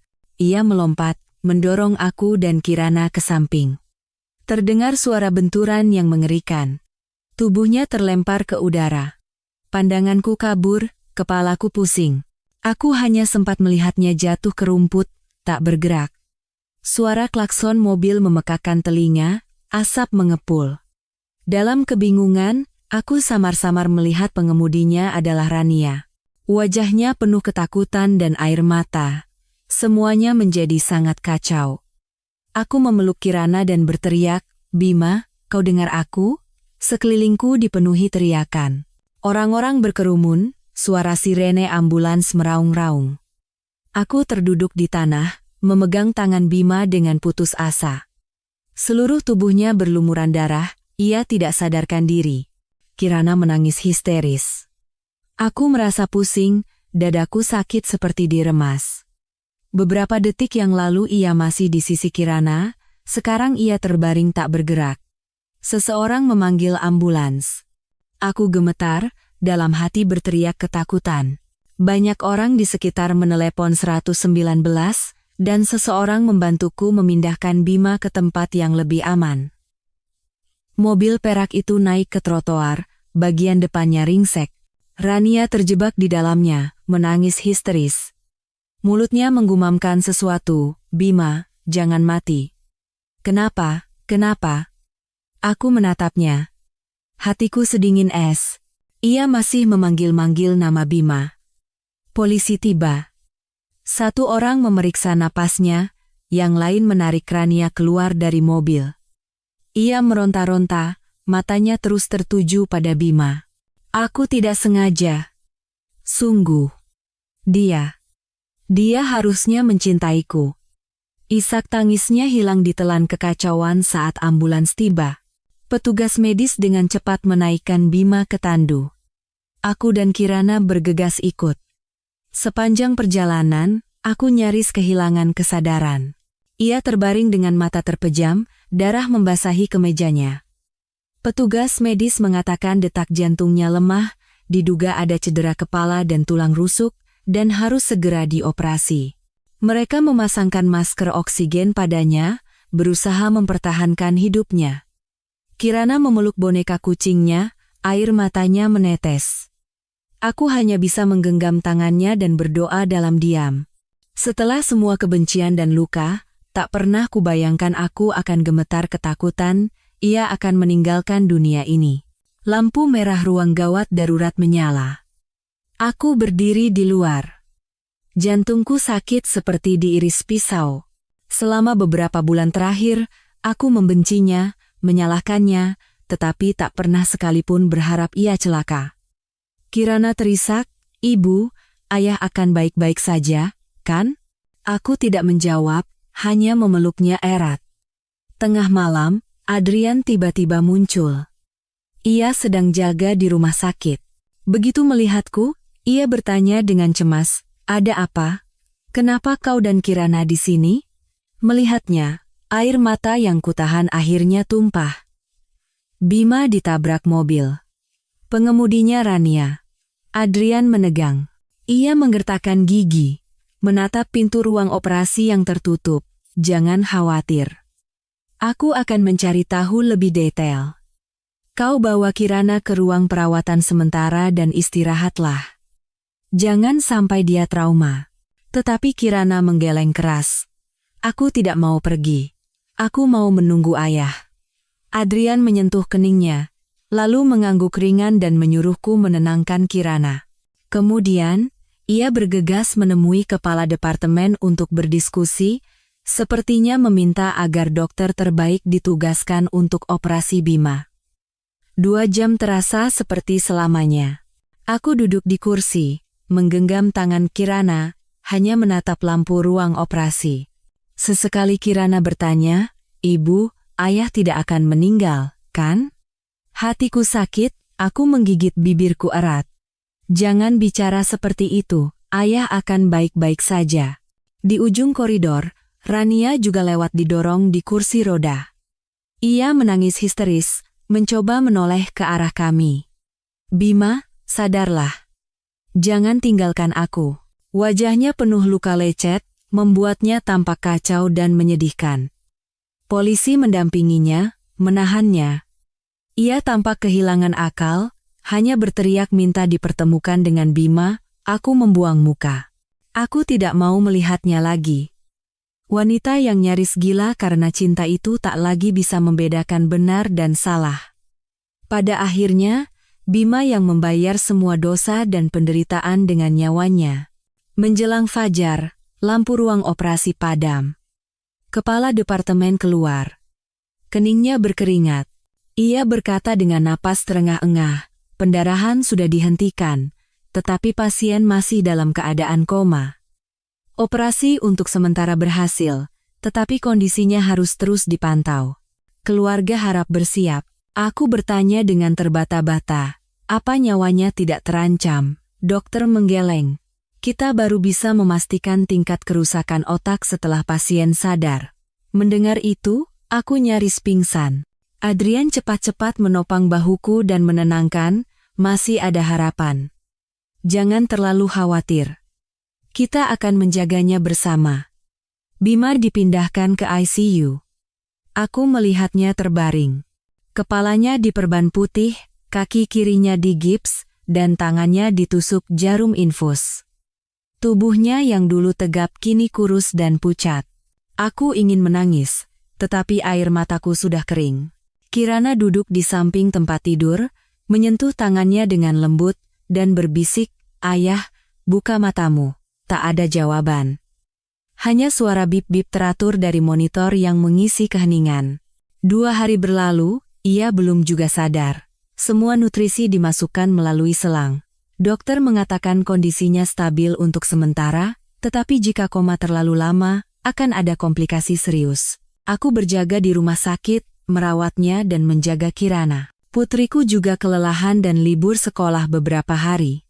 Tetapi ia tidak mengeluh, hanya memeluk buku ceritanya, dan sesekali mengangkat kepala untuk menatap ayahnya. Adrian datang setiap hari untuk memeriksa kondisinya dan memberikan resep obat tambahan untuk membantu pemulihan. Perhatiannya menjadi penghiburan hangat bagiku. Ibu Sandra juga menelepon, menyemangati, dan menyuruhku untuk tidak khawatir tentang pekerjaan, mengambil cuti, dan merawat keluarga. Katanya, kantor akan mengurus semuanya. Terkadang aku bertanya pada diri sendiri, jika ia tidak pernah bangun, apakah semua kebencianku menjadi tidak berarti? Bahkan tujuan perceraianku pun lenyap. Aku lebih suka ia hidup sehat agar kami bisa berpisah dan menempuh jalan masing-masing. Setiap hari aku melihatnya di balik perban. Tak ada lagi kemarahan. Hanya rasa sakit yang menusuk hati atas cinta yang dulu begitu indah, lalu hancur dengan tragis. Bagaimanapun, ia adalah ayah Kirana. Jika ia pergi, betapa besar luka yang akan diterima putriku? Pada malam keempat, aku tertidur sejenak di samping tempat tidur. Kirana juga berbaring di pangkuanku. Saat itu, terdengar suara samar, air, minta air. Aku tersentak, mengangkat kepala. Bima membuka matanya, pandangannya kabur, mulutnya kering kerontang. Aku begitu senang hingga air mataku tumpah. Aku buru-buru menuangkan air dan memberikannya dengan sedotan. Ia minum beberapa teguk, bibirnya bergetar samar. Sakit. Tenggorokanku tercekat. Berbaring saja, sebentar lagi dokter akan datang. Kirana terbangun kaget dan menangis. Ayah sudah sadar? Mendengar suara putrinya, Bima berusaha keras menoleh. Dengan tangan gemetar, ia mencoba meraihnya. Kirana mendekat, berhati-hati agar tidak menyentuh infus, dan terisak. Ayah, jangan pergi lagi. Aku takut. Adrian datang untuk memeriksa kondisinya dan melihat Bima sudah sadar. Ia menghela napas lega. Syukurlah, yang penting sudah sadar. Kita akan lakukan beberapa pemeriksaan lagi, kalau tidak ada komplikasi, kau bisa pulih. Bima mengerucutkan bibirnya. Suaranya masih lemah. Terima kasih. Adrian mengangguk sopan dan mengingatkan, jangan banyak bergerak. Patah tulang kakimu masih butuh waktu lama untuk sembuh, dan otakmu harus terus dipantau. Ia berbaring, pandangannya beralih padaku. Sepertinya ia teringat momen kecelakaan itu. Bibirnya bergetar. Maya, aku meletakkan jariku dengan lembut di bibirnya untuk menghentikannya. Yang terpenting sekarang istirahat. Jangan pikirkan apa-apa. Ia tidak memaksakan diri lagi, hanya memejamkan mata dan menarik napas dalam-dalam. Keesokan siangnya, setelah kondisinya cukup stabil, dokter mengizinkan kunjungan. Aku membawa Kirana. Putriku bertanya sambil terisak, Ayah, sudah baik kan? Ia memaksakan senyum, mengelus kepala Kirana dengan tangannya yang sehat. Ayah sudah jauh lebih baik, jangan khawatir. Tiba-tiba wajahnya menjadi muram. Kirana, maafkan ayah hampir membuatmu dan ibu ketakutan. Kirana menyeka air matanya. Lain kali jangan tinggalkan kami lagi. Bima terdiam, tidak berani berjanji, hanya menggenggam tangan putrinya erat. 2 tetes air mata mengalir di pipinya yang pucat. Aku berdiri diam di samping, tidak ikut campur. Jauh di lubuk hatiku, aku tahu kecelakaan ini telah menyadarkannya. Dulu, ia selalu berpikir aku dan Kirana akan selalu ada, sehingga ia bisa seenaknya menyimpang. Baru sekarang ia merasakannya dengan sangat dalam. Meskipun terlambat, lebih baik daripada tidak sama sekali. Meskipun pernikahan ini tidak bisa diselamatkan, aku masih berharap ia hidup untuk menebus kesalahannya pada Kirana, setidaknya sebagian. Hari kelima, polisi datang untuk mengambil keterangan. Bima menjelaskan secara detail bagaimana Rania meneleponnya ratusan kali, menangis memohon untuk bertemu. Ia sempat luluh, tetapi saat mendengar Kirana ingin pergi bermain bersama ayahnya, ia mematikan telepon dan memutuskan untuk tidak menemuinya. Tak disangka, Rania berhasil melacak jadwalnya, mengikutinya dengan mobil, dan karena suatu alasan, menabrak kami bertiga. Mungkin karena kehilangan akal, atau mungkin disengaja. Bagaimanapun, ini adalah kasus penganiayaan berat, jadi Rania ditahan untuk penyelidikan. Mendengar itu, Kirana ketakutan dan merapat padaku. Bima berbisik getir, aku tidak menyangka dia akan senekat itu.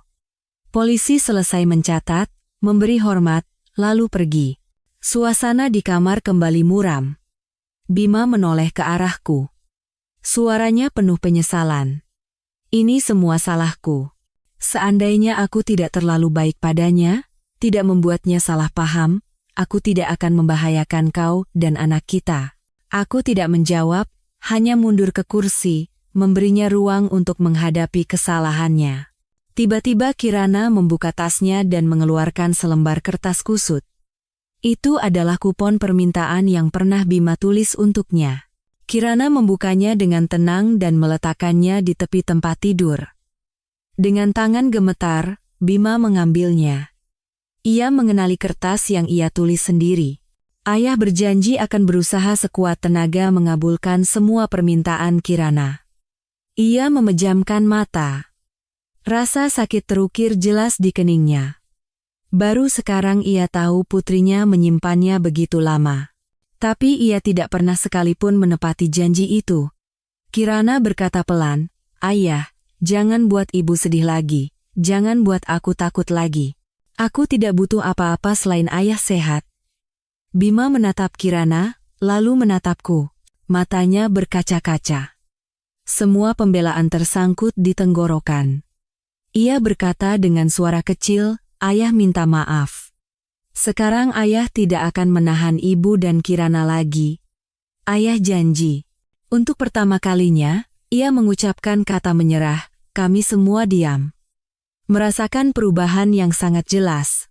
Akhirnya tiba hari di mana aku harus pergi ke kantor catatan sipil untuk mengambil surat keputusan cerai. Ia belum bisa keluar dari rumah sakit dan harus berjalan dengan kruk sambil membawa surat keterangan dokter, tetapi ia bersikeras untuk ikut. Melihatnya berjalan terpincang-pincang, hatiku merasa kasihan yang tak terlukiskan. Ia tertawa mencela diri sendiri. Aku ingin menyelesaikannya sendiri. Dengan begitu, kau bisa bebas. Aku tidak berkata apa-apa. Kami masuk ke gedung dan menandatangani dokumen terakhir dalam diam. Surat keterangan cerai dengan stempel merah yang jelas. Saat memegangnya, jantungku terasa mencelos, tetapi pada saat yang sama aku menghela napas lega. 8 tahun hubungan, begitu banyak kenangan indah dan menyakitkan, kini diringkas dalam selembar kertas tipis. Di luar kantor, Bima bersandar di pilar, memegang kruknya, ia berusaha memaksakan senyum. Selamat. Aku mengangguk sedikit. Mataku sedikit panas. Terima kasih sudah menandatanganinya. Ia tersenyum sedih. Pada akhirnya, aku hanya bisa bilang maaf. Aku harap kau dan Kirana bahagia.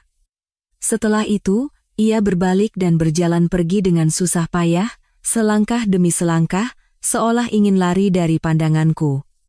Aku tidak memanggilnya. Aku hanya menatap punggungnya yang menjauh dengan terpincang-pincang. Cinta bertahun-tahun akhirnya hanya menyisakan satu kata maaf dan 2 kata perpisahan.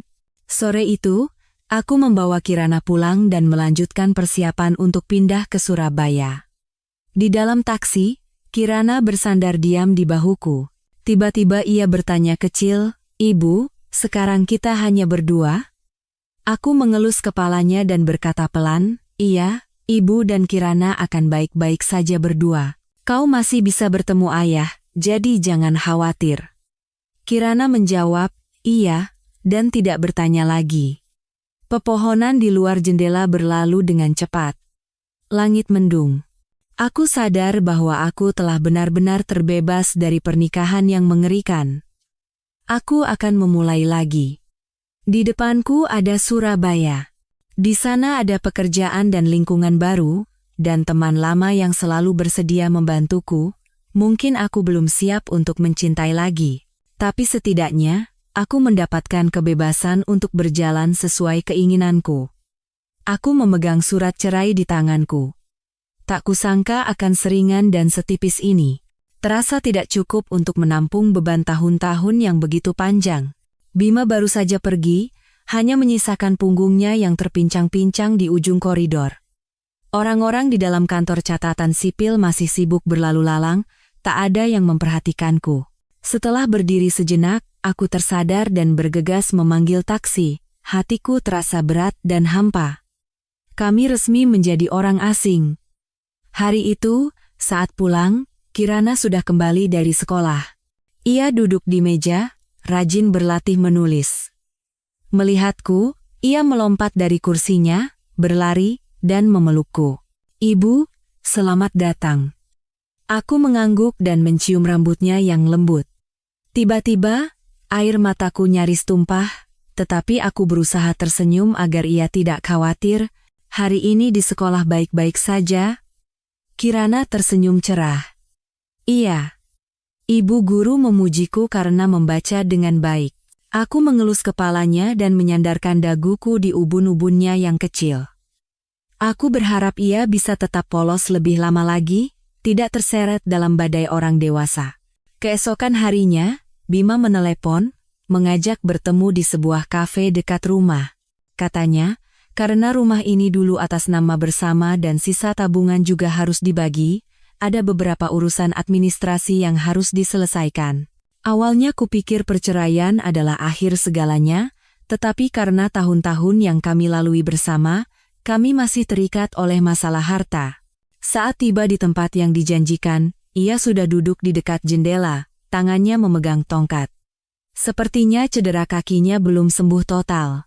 Fisioterapinya akan memakan waktu cukup lama.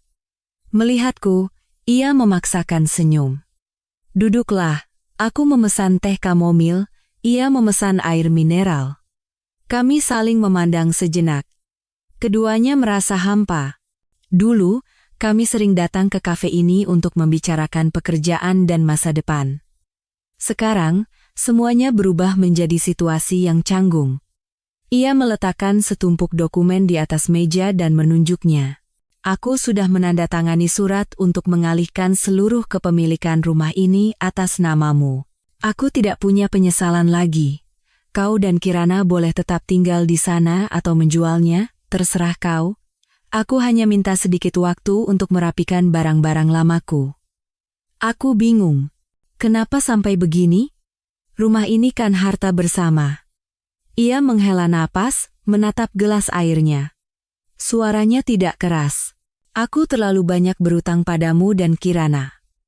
Anggap saja ini sebagian kecil cara untuk menebusnya." Aku ingin membantah, tetapi melihat kakinya, teringat kecelakaan mengerikan itu, dan wajah Kirana yang nyaris kehilangan ayahnya, aku terdiam.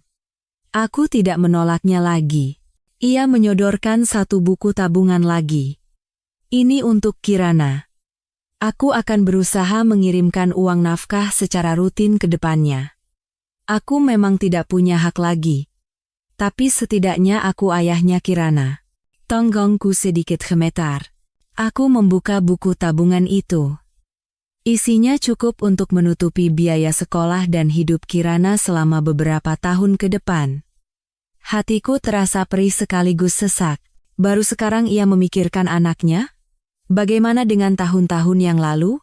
Meskipun begitu, aku mengangguk. "Terserah kau saja. Itu memang kewajibanmu." Ia tiba-tiba mengangkat kepala. Matanya penuh rasa bersalah. "Aku tahu kau masih marah padaku, aku tidak berharap dimaafkan. Aku hanya minta jangan melarangku bertemu Kirana." Teringat saat-saat ia meninggalkan Kirana saat sakit, kini ia begitu khawatir aku akan melarangnya bertemu putrinya. Aku tidak tahu harus menangis atau tertawa. Melihat wajahnya yang pucat, aku berkata pelan, "Aku tidak pernah berniat melarang pertemuan anak dengan ayahnya, tapi apakah kau mampu bertanggung jawab atasnya, itu terserah kau." Kata-kata itu seolah membuatnya terpaku. Senyum paksanya lenyap seketika. Mungkin ia mengerti maksudku. Cinta seorang ayah tidak bisa ditebus dengan uang, juga tidak bisa diperbaiki dengan penyesalan sesaat. 30 menit kemudian, kami serentak berdiri dari kursi. Di depan kafe, ia memberi salam, lalu dia malang berbalik dan berjalan terpincang-pincang ke tengah keramaian. Untuk pertama kalinya, Aku merasakan sedikit kasihan, bukan lagi kebencian. Pria yang kukira akan menemaniku seumur hidup akhirnya gagal dalam ujian pernikahan. Baru setelah mengalami kecelakaan yang menyakitkan, ia tersadar, tetapi sudah terlambat. Meskipun begitu, aku berharap ia bisa sadar dan menjalani hidup yang jujur pada dirinya sendiri, agar kelak Kirana setidaknya bisa bangga memiliki ayah yang tidak memalukan. Selama beberapa hari berikutnya, aku semakin sibuk merapikan urusan kantor dan bersiap pindah ke Surabaya. Ibu Sandra mengatakan cabang di sana sudah siap menyambutku, tinggal menentukan tanggal kedatangan. Sesekali Adrian juga menanyakan kabar. Di sana disediakan akomodasi, apa perlu aku hubungi duluan? Aku tertawa dan menolak. Aku bisa urus sendiri. Mas, jangan buang-buang waktu, kan sibuk. Ia termenung, kalau kau mau, aku selalu siap. Suaranya yang hangat membuat jantungku sedikit berdebar lebih cepat. Bagaimanapun, kami adalah mantan kekasih. Kami berpisah karena jarak, bukan karena perasaan yang memudar. Bertemu lagi dalam situasi seperti ini, rasanya perasaan lama itu masih ada, hanya terkubur oleh waktu. Tapi aku belum siap memulai hubungan baru. Luka pernikahan membuatku takut mengulangi kesalahan. Terlebih lagi, sekarang anak dan pekerjaan adalah prioritas utama. Adrian mengerti itu, jadi ia tidak memaksa dan menunggu dengan sabar. Kirana pergi ke sekolah setiap hari dan semakin ceria. Ia menantikan hari kepindahan ke Surabaya, karena Ibu Sandra berjanji akan memberinya 1 set alat gambar di sana. Suatu malam, saat sedang merapikan dapur, telepon dari nomor tak dikenal berdering, terdengar suara pria yang tenang. Apakah ini dengan Ibu Maya? Saya sekretaris Bapak Bima Prakoso. Saat ini Pak Bima sedang dalam pemulihan di pusat fisioterapi, tapi beliau sama sekali tidak mau makan. Bisakah Ibu datang dan membujuknya? Aku tertegun. Aku tidak bisa menyembunyikan kebingunganku. Kenapa mencari saya? Kami sudah. Sekretaris itu ragu-ragu. Saya tahu. Tapi beliau sangat keras kepala, sampai-sampai semua perawat diusir. Saya khawatir dengan kesehatannya. Aku ragu lama sekali, tetapi mendengar kata kesehatan, aku tidak bisa mengabaikannya dan terpaksa setuju. Pusat fisioterapi itu terletak di pinggir kota, dengan taman yang tenang dan hijau. Baru setelah bertanya, aku tahu bahwa setelah kecelakaan, Bima datang sendiri ke sini untuk menjalani rehabilitasi agar kakinya cepat pulih. Ia menolak kunjungan orang lain dan memilih kamar pribadi. Saat aku mengetuk pintu, sekretarisnya keluar dengan gembira dan membukakan pintu. Beliau ada di dalam. Tolong bujuk beliau. Saat masuk, ia sedang berbaring di tempat tidur. Tongkatnya diletakkan di samping, wajahnya pucat, dan dagunya ditumbuhi janggut tipis. Melihatku, ia perlahan membuka mata. Ekspresinya terkejut. Bagaimana kau bisa di sini? Aku berkata dengan dingin, sekretarismu bilang kau tidak mau makan. Ia tersenyum canggung dan membuang muka keluar jendela. Tidak perlu khawatir. Aku tidak akan mati. Aku mengeraskan wajah, mendekat, dan membuka nampan di atas meja. Makanannya masih utuh. Kau masih menyiksa dirimu sendiri. Apa kau ingin membuat Kirana khawatir? Ia terkejut. Sepertinya ia tidak menyangka aku akan menyebut nama Kirana. Akhirnya, ia perlahan bangkit dan mengambil sendok dengan tangan gemetar. Aku duduk di samping dengan tangan terlipat, menunggunya makan beberapa suap. Ia makan setengah, lalu meletakkan sendoknya. Suaranya tercekat. Aku tahu aku menyedihkan, tapi aku harap kau tidak peduli. Kalau tidak suka melihatnya, kau boleh pergi. Aku menghela napas. Aku tidak mengkhawatirkanmu. Aku mengkhawatirkan Kirana. Anak akan sedih jika ayahnya tidak dirawat dengan baik. Ia menunduk dan diam sejenak. Lalu, ia mengambil sendoknya lagi dan memaksa menyelesaikan makannya. Setelah beberapa saat, ia menutup mulutnya dan menarik napas dalam-dalam. Terima kasih sudah datang. Aku tidak akan membuat Kirana sedih, aku mengangguk dan berdiri. Kalau begitu, bagus. Istirahatlah. Aku pergi. Tepat saat aku berbalik, ia memanggil pelan, Maya, kapan kau dan Kirana pindah ke Surabaya? Aku berhenti. Aku tidak menyangka ia akan bertanya. Suaranya tercekat. Kirana memberitahuku. Katanya akan segera pindah sekolah. Aku tahu aku tidak ingin ikut campur. Tapi aku ingin tahu kabar Kirana. Bisakah kau memberitahuku nomor telepon atau alamat rumah barumu? Aku termenung. Teringat saat Kirana memeluk kupon permintaan, berharap ayahnya hidup sehat. Jika ia benar-benar ingin berhubungan, sepertinya aku tidak perlu melarangnya. Jadi, aku menyebutkan nomor ponselku. Ia menyimpannya di ponselnya. Terakhir, aku mengingatkan, telepon jika ada urusan mendesak terkait Kirana. Tapi selain itu, tolong jangan ganggu aku. Matanya bergetar. Ia menjawab pelan, iya, aku berbalik. Pintu tertutup, dan ia tinggal sendirian di kamar yang sunyi. Mungkin ini adalah kebaikan terakhir yang bisa kuberikan padanya. Setelah kunjungan ke pusat terapi itu, aku tidak pernah lagi menemuinya. Bima juga tidak menelepon. Mungkin ia ingin menepati janjinya untuk tidak ikut campur dalam kehidupan kami. Beberapa hari kemudian, pesan dari bank masuk ke ponselku. Sejumlah besar uang ditransfer, dengan keterangan biaya pengobatan Kirana. Pasti darinya. Aku membalas singkat, terima kasih. Akan kugunakan dengan baik untuk Kirana. Ia tidak membalas. Itu lebih baik. Bisa menghindari perdebatan yang tidak perlu. Waktu berlalu dengan cepat. Tinggal seminggu lagi sebelum aku berangkat ke Surabaya. Aku merapikan rumah dan mengemasi barang-barang di waktu luang. Dulu, rumah ini penuh dengan kenangan keluarga, tetapi sekarang di mana-mana terasa kosong. Foto pernikahan yang tergantung di ruang tamu sudah kusimpan jauh-jauh sejak hari perceraian. Hari ini, saat berkemas, aku mengeluarkannya untuk melihatnya terakhir kali. Di foto, aku tersenyum cerah, menggandeng lengannya. Gaun pengantin putih, hiasan bunga di kepala, semuanya tampak berkilauan. Ia memeluk pinggangku dengan bangga. Baru 8 tahun yang lalu, tetapi rasanya sudah seumur hidup. Aku tersenyum tipis dan membuang foto itu ke tempat sampah. Menyimpan hal seperti ini hanya akan menyiksa kami berdua. Kirana melompat keluar dari kamarnya, memamerkan gambar baru. Ibu dan anak terbang di atas awan. Ia selalu suka menggambar langit biru dan awan putih.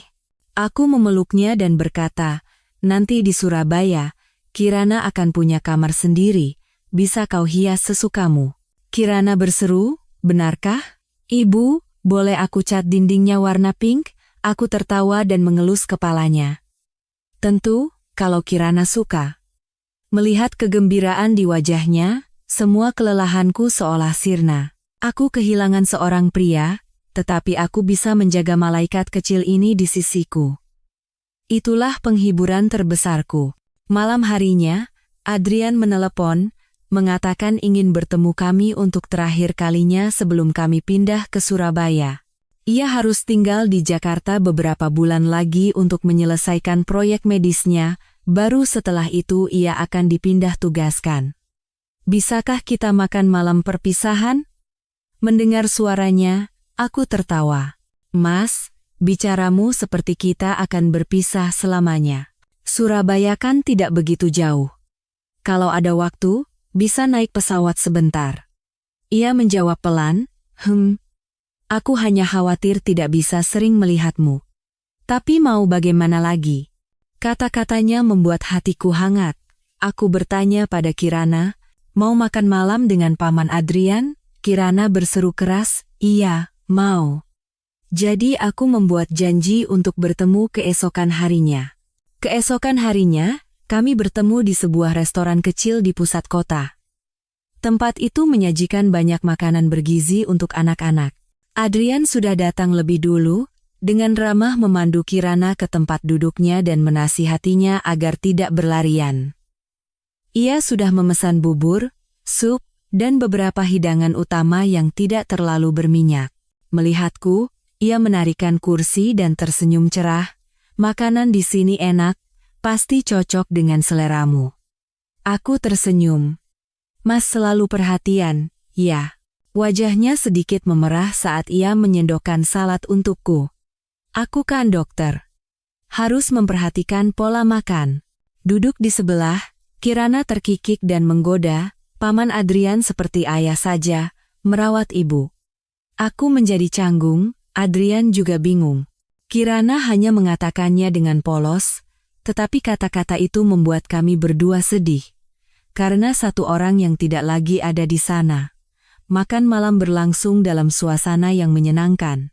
Adrian menceritakan beberapa kisah di rumah sakit, dan Kirana bertanya macam-macam dengan mata berbinar. Aku mendengarkan dalam diam, merasakan ketenangan yang telah lama hilang. Setelah makan, kami berjalan-jalan santai di malam hari. Adrian menggendong Kirana di depan dan berkata dengan main-main, "Mau paman gendong? Kalau capek." Kirana dengan gembira melompat ke punggungnya. Suara tawa riangnya membuat orang-orang yang lewat menoleh. Aku berjalan di belakang, merasa pemandangan ini anehnya akrab. Dulu, sebelum ia pergi ke luar negeri, kami juga pernah sedekat ini. Sekarang, ia menggendong putriku. Pemandangan itu membuatku merasa hangat sekaligus sedikit sedih. Di sudut jalan, Adrian menurunkan Kirana, menoleh, dan menggenggam tanganku. Mau jalan sedikit lagi, atau pulang? Aku ragu, lalu mengangguk. Sebentar lagi. Malam itu cuacanya bagus, kami mampir ke toko es krim dan membelikan Kirana es krim kecil. Ia menjilati es krimnya, meninggalkan noda putih di sekitar mulutnya. Adrian dengan alami mengeluarkan tisu dan membersihkan mulutnya. Tatapannya sangat lembut. Suatu saat, ia mengangkat kepala menatapku. Saat pandangan kami bertemu, aku tiba-tiba merasakan jantungku berdetak perlahan. Ia sedikit bingung, tetapi tetap tenang seperti biasa. Aku menarik napas dalam-dalam, membuang muka, dan membawa Kirana duduk di kursi terdekat. Mungkin ia juga tahu aku belum siap. Sekalipun kami akrab, aku masih ingin menjaga jarak. Aku butuh waktu agar hatiku pulih sepenuhnya. Larut malam, ia mengantar kami pulang dengan mobilnya. Sebelum berpamitan, ia ragu-ragu. Di Surabaya nanti tetap hubungi aku, ya. Aku akan menyempatkan waktu untuk segera menemuimu. Aku tersenyum dan menjawab, iya, Mas. Terima kasih. Ia enggan pergi, duduk di mobil dengan jendela terbuka, dan menambahkan kata-kata terakhir. Aku tidak mendesak. Aku hanya ingin kau ingat, kapanpun kau membutuhkanku, aku akan selalu siap. Kata-kata yang sederhana tetapi tulus. Aku mengangguk sedikit, melambaikan tangan, lalu membawa Kirana masuk. Malam itu, aku gelisah. Aku menelusuri kembali jalan yang telah kulalui. Kisahku dengan Bima telah berakhir, dan Adrian mungkin akan menjadi babak baru. Tapi aku butuh waktu. Aku tidak ingin terburu-buru. Keesokan harinya, Kirana mengadakan pesta perpisahan di sekolah. Ia bersemangat menyiapkan kartu-kartu kecil untuk teman-temannya. Setelah pesta sederhana selesai, guru memberikan beberapa pesan tentang rapornya. Saat pulang bersama Kirana, hatiku terasa ringan dan bersemangat. Tentu saja akan ada kesulitan di Surabaya, tetapi setidaknya itu adalah awal yang bersih. Melepaskan diri dari mimpi buruk yang lama. Melihat Kirana melompat-lompat sambil menggandeng tanganku, aku tersenyum. Aku siap meninggalkan Jakarta. Menjelang fajar, aku menarik koper dan meninggalkan rumah. Kirana memakai ranselnya dan menggenggam tanganku erat. Rumah itu kosong, hampir tidak ada perabotan. Barang-barang yang diperlukan sudah dipindahkan lebih dulu, sisanya akan disumbangkan atau dijual. Kunci rumah kutinggalkan di atas rak. Mungkin nanti Bima akan datang mengambilnya sesuai keinginannya. Pintu tertutup. Aku tidak menoleh ke belakang, membawa Kirana ke mobil. Ada sedikit kesedihan, Tetapi pada akhirnya aku berkata pada diri sendiri untuk tidak menyesal. Setiap cerita pasti ada akhirnya. Taksi membawa kami ke bandara. Kirana bersemangat bertanya, "Ibu, nanti di Surabaya kita ketemu Tante Sandra, kan?" Aku tertawa dan menjawab, "Iya, Tante pasti akan menjemput kita. Harus sopan, ya?" Kirana mengangguk dan bersandar di kursinya. Sesekali ia menengok keluar jendela, menatap pemandangan Jakarta. Kini, Jakarta menjadi tempat di mana aku menutup satu babak kehidupan yang penuh air mata. 8 tahun bersama Bima kini hanya tersisa dalam ingatan. Penerbangan hanya sekitar 1 jam.